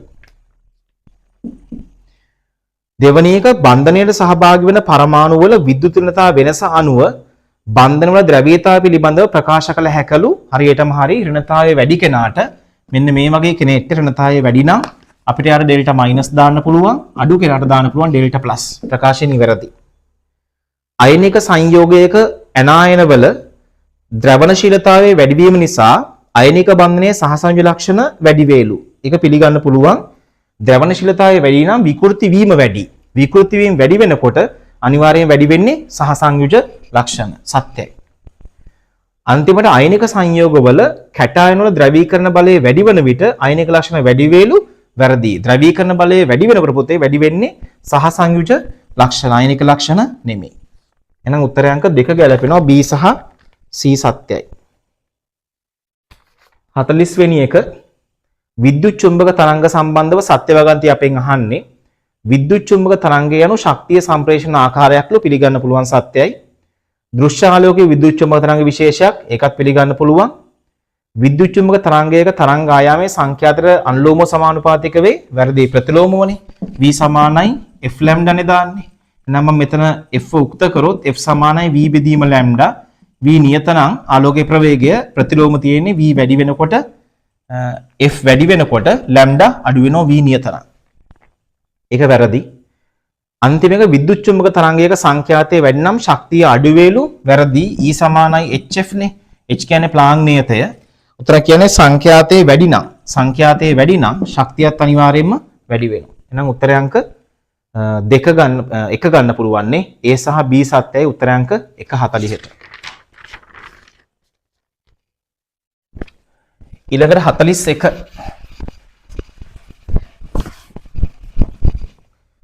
ඇලුමිනියම් ධන 3 සහ සිංක් ධන 2 සාන්ද්‍ර ඇමෝනියා මගින් වෙන්කර හඳුනාගත නොහැකි කියලා දීලා තියෙනවා. ඇමෝනියා පාවිච්චි කරලා වෙන්කර හඳුන ගන්න බැහැලු. වැරදීනේ. වෙන් කළ හඳුන ගන්න පුළුවන් අපිට. හේතුව තමයි මේ දෙන්නම හදනවා ඇලුමිනියම් හයිඩ්‍රොක්සයිඩ් ඇමෝනියා එක්ක. සෝරි ඇලුමිනියම් හදනවා ඇලුමිනියම් හයිඩ්‍රොක්සයිඩ්, සිංක් හදනවා සිංක් හයිඩ්‍රොක්සයිඩ්. දෙන්නම සුදු අවක්ෂේප. හරිනේ. වැඩිපුර ඇමෝනියා දැම්මහම මෙයා දිය වෙලා යන්නේ නැහැ. හැබැයි මෙයා දිය වෙලා ඇම්මීන් සංකීර්ණය හදනවා. මෙයා දිය වෙලා හදනවා ඇම්මීන් සංකීර්ණය. ඒතර ඇම්මීන් සංකීර්ණය හදුවහම සුදු අවක්ෂේපයේ දිය වෙනවා. මෙයා එහෙමම ඉතිරි වෙනවා. එහෙනම් දෙන්නම වෙන් කරගන්න පුළුවන්. නොහැකි කියන එක වැරදි. ඇලුමිනියම් ධන 3 සහ සිංක් ධන 2 ඇමෝනියා තුල දිය වේලු. වැරදි. දෙන්නම දිය වෙන්නේ නැහැ. සිංක් හයිඩ්‍රොක්සයිඩ් විතරයි දිය වෙන්නේ. උත්තරය අංක 5. ටොලුවීන් H+KMnO4 සමග ප්‍රතික්‍රියා කළ විට බෙන්සොයික් අම්ලය ලැබේලු. හරියටම හරි. බෙන්සීන්ට ඇල්කයිල් කාණ්ඩයක් තියෙනකොට මම කිව්වා H+KMnO4 දැම්මහම කාබන් සංඛ්‍යාව කොච්චරක් තිබ්බත් එයාගෙන් හැදෙනවා COOH. මේක බෙන්සොයික් අම්ලය සුදු පාට අවක්ෂේපය. පිළිගන්න පුළුවන් සත්‍යයි. CH3 කාණ්ඩයේ මෙටා යොමුකාරකයක් කියලා දීලා තියෙනවා. වැරදි. කොහොමද අපි බැලුවේ? මම කෙටි ක්‍රමයක් කියලා දුන්නේ කටපාඩම් නොකර යන විදිහක්. හයිඩ්‍රජන් 2.1යි කාබන් 2.5යි. එහෙනම් කාබන්ට තියෙන්නේ ඩෙල්ටා මයිනස් එකක්. ඩෙල්ටා මයිනස් නම් සක්‍රිය කරන කාණ්ඩයක් අනිවාර්යයෙන්ම මොන යොමුකාරකද? ඕතෝ සහ පැරා යොමුකාරක. උතර පළවෙනි වගන්තියේ බෙන්සොයික් අම්ලය ලැබේ කියන එක සත්‍යයි. CH3 මෙටා කියන එක වැරදි. උත්තරය අංක 3 ගැලපෙනවා. ආම්ලික KMnO4 ද්‍රාවණයකට SO2 යවූ විට Mn2+ ලැබේලු. පිළිගන්න පුළුවන්. MnO4- Mn2+ බවට හරණය වෙනකොට SO2 සල්ෆේට් බවට ඔක්සිකරණය වෙන්න පුළුවන්. සත්‍යයි. දෙවැනි එක SO2 මගින් MnO4- අයන ඔක්සිකරණය කරයි. වැරදිනේ පුතේ. MnO4- ඔක්සි හරණය වෙන්නේ Mn2+ බවට. උත්තරාංක 3 ප්‍රශ්නාංක 43ට. 44 ඇමෝනියා වල තාපාංකය SbH3 වලට වඩා වැඩි වේ කියලා දීලා තියෙනවා වැරදි. ඒකට හේතුව තමයි NH3H බන්ධන හැදුවට SbH3 ගේ මෞලික ස්කන්ධය වැඩි වෙලා අපකිරණ බලය වැඩි වෙනවා. මම කිව්වා විශේෂ අවස්ථාවක් මතක තියාගන්න කියලා. එහෙනම් SbH3 වල තමයි වැඩි වෙන්නේ. NH3 අණු අතර ශක්තිමත් H බන්ධන ඇත පිළිගන්න පුළුවන් සත්‍යයි. උත්තරාංක 4 පළවෙනි එක වැරදි, දෙවෙනි එක නිවැරදි. එතිල් එතනෝයේට් ටොලන් ප්‍රතිකාරකමයින් ඔක්සිකරණය වේලු. ඔයේට් කියන්නේ එස්ටරයක් නේ පුතේ. ඔයේට් කියන්නේ එස්ටරයක්. ටොලන් ප්‍රතිකාරකයේ මගින් ඔක්සිකරණය වෙන්නේ මෘදු කට්ටිය ඇල්ඩිහයිඩ් විතරයි. ඒ කියන්නේ කාබොනයිල් කාණ්ඩයකට H එකක් බැඳුණු කට්ටිය විතරයි ටොලන් එක්ක ඔක්සිකරණ ප්‍රතික්‍රියාවට සහභාගී වෙන්නේ. ඒතර පළවෙනි එක වැරදි. දෙවෙනි එක කියනවා ටොලන් ප්‍රතිකාරකයේ ප්‍රබල ඔක්සිකාරයක්ලු වැරදි. ටොලන් කියන්නේ මෘදු ඔක්සිකාරකයක්. ඒතර පළවෙනි වගන්තිය අසත්‍යයි, දෙවෙනි එකත් අසත්‍යයි. උත්තරාංක 5.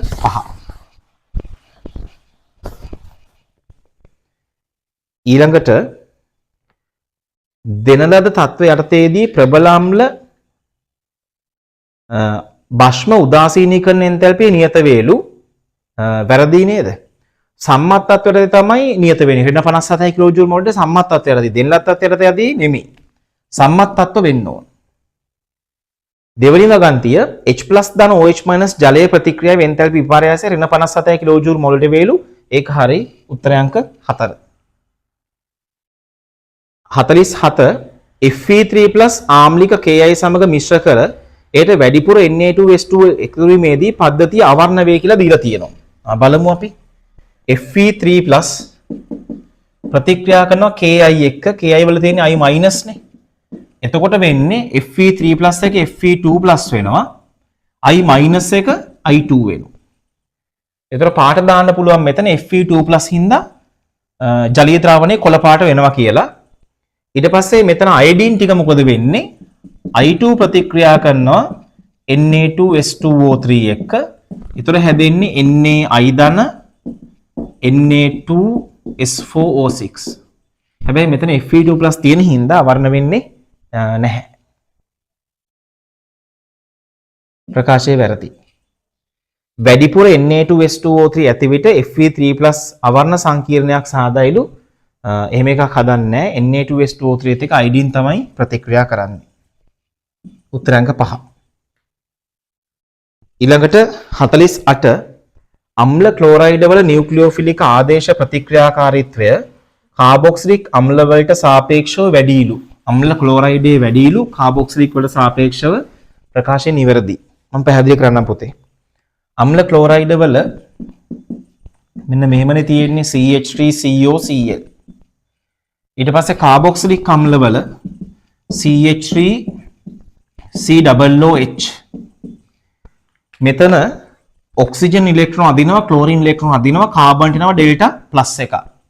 මෙතනත් ඔක්සිජන් දෙපැත්තෙන්ම අදිනවා, කාබන්ට එනවා ඩෙල්ටා ප්ලස් එක. හැබැයි මෙන්න මෙහෙම වැඩක් වෙනවා මෙතන.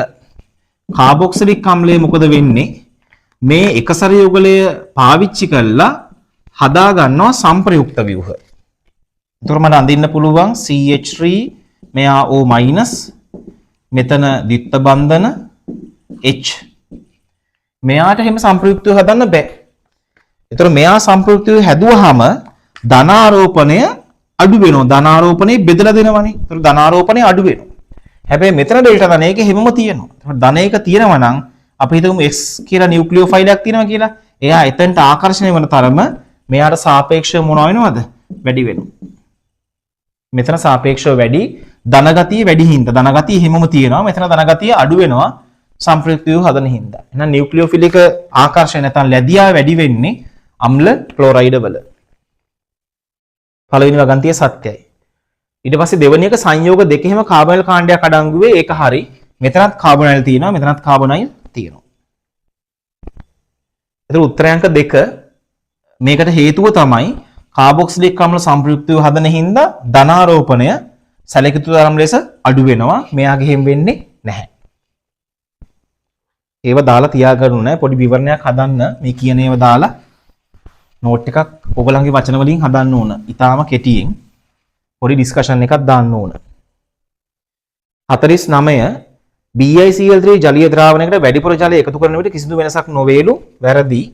BiCl3 ජල විච්ඡේදනය වෙලා හැදෙනව මොනවද? BiOCl සුදු පාට අවක්ෂේපය ධන HCl. ඒතර පළවෙනිව ගන්තිය වැරදි. BiCl3 ජල විච්ඡේදනය නොවේලු. ඒකත් වැරදි. ජල විච්ඡේදනය වෙනවා. උත්තර අංක 5. 50 නිර්ද්‍රවීය අණුක ජාල දැඩි බැවින් වැඩි වන අතර සාපේක්ෂව ඉහළ ද්‍රවාංක තාපාංක දක්වයිලු. වැරදි. නිර්ද්‍රවීය අණුක ජාල පුතේ මෘදුයි. ද්‍රවාංක තාපාංක 15යි. දැඩි වෙන්නේ අයනික දැලිස්, ලෝහක දැලිස්, ඊට පස්සේ දියමන්ති, මිනිරම්, සිලිකා සහ සංයුක්ත දැලිස්. පළවෙනි එක වැරදි. දෙවෙනි එක I2 ස්පටික නිර්ද්‍රවීය අණුක ජාල සඳහා නිදසුනකලු. ඒක හරිය අයිඩින් තමයි නිර්ද්‍රවීය අණුක ජාලය අපිට තියෙන. ඒතර බහුවර්ණ 50 ඩිස්කෂන් එක ලියන්න. ලියලා පොඩි කෙටියෙන් ලියන්න ඕන පුතේ. ගොඩාක් හැරි විස්තර ලියන්න යන්න එපා. අපිට නැවත මේක බලා ගන්න ඕන හින්දා පොයින්ට්ස් ටික විතරක් ලියන්න. ගානක් හදන්න තැන ගාන ලියා ගන්න. තියරි අමතක පොයින්ට්ස් ටික විතරක් දාගත්තා නම් ඇති. පොඩි ඩිස්කෂන් එකක් හදලා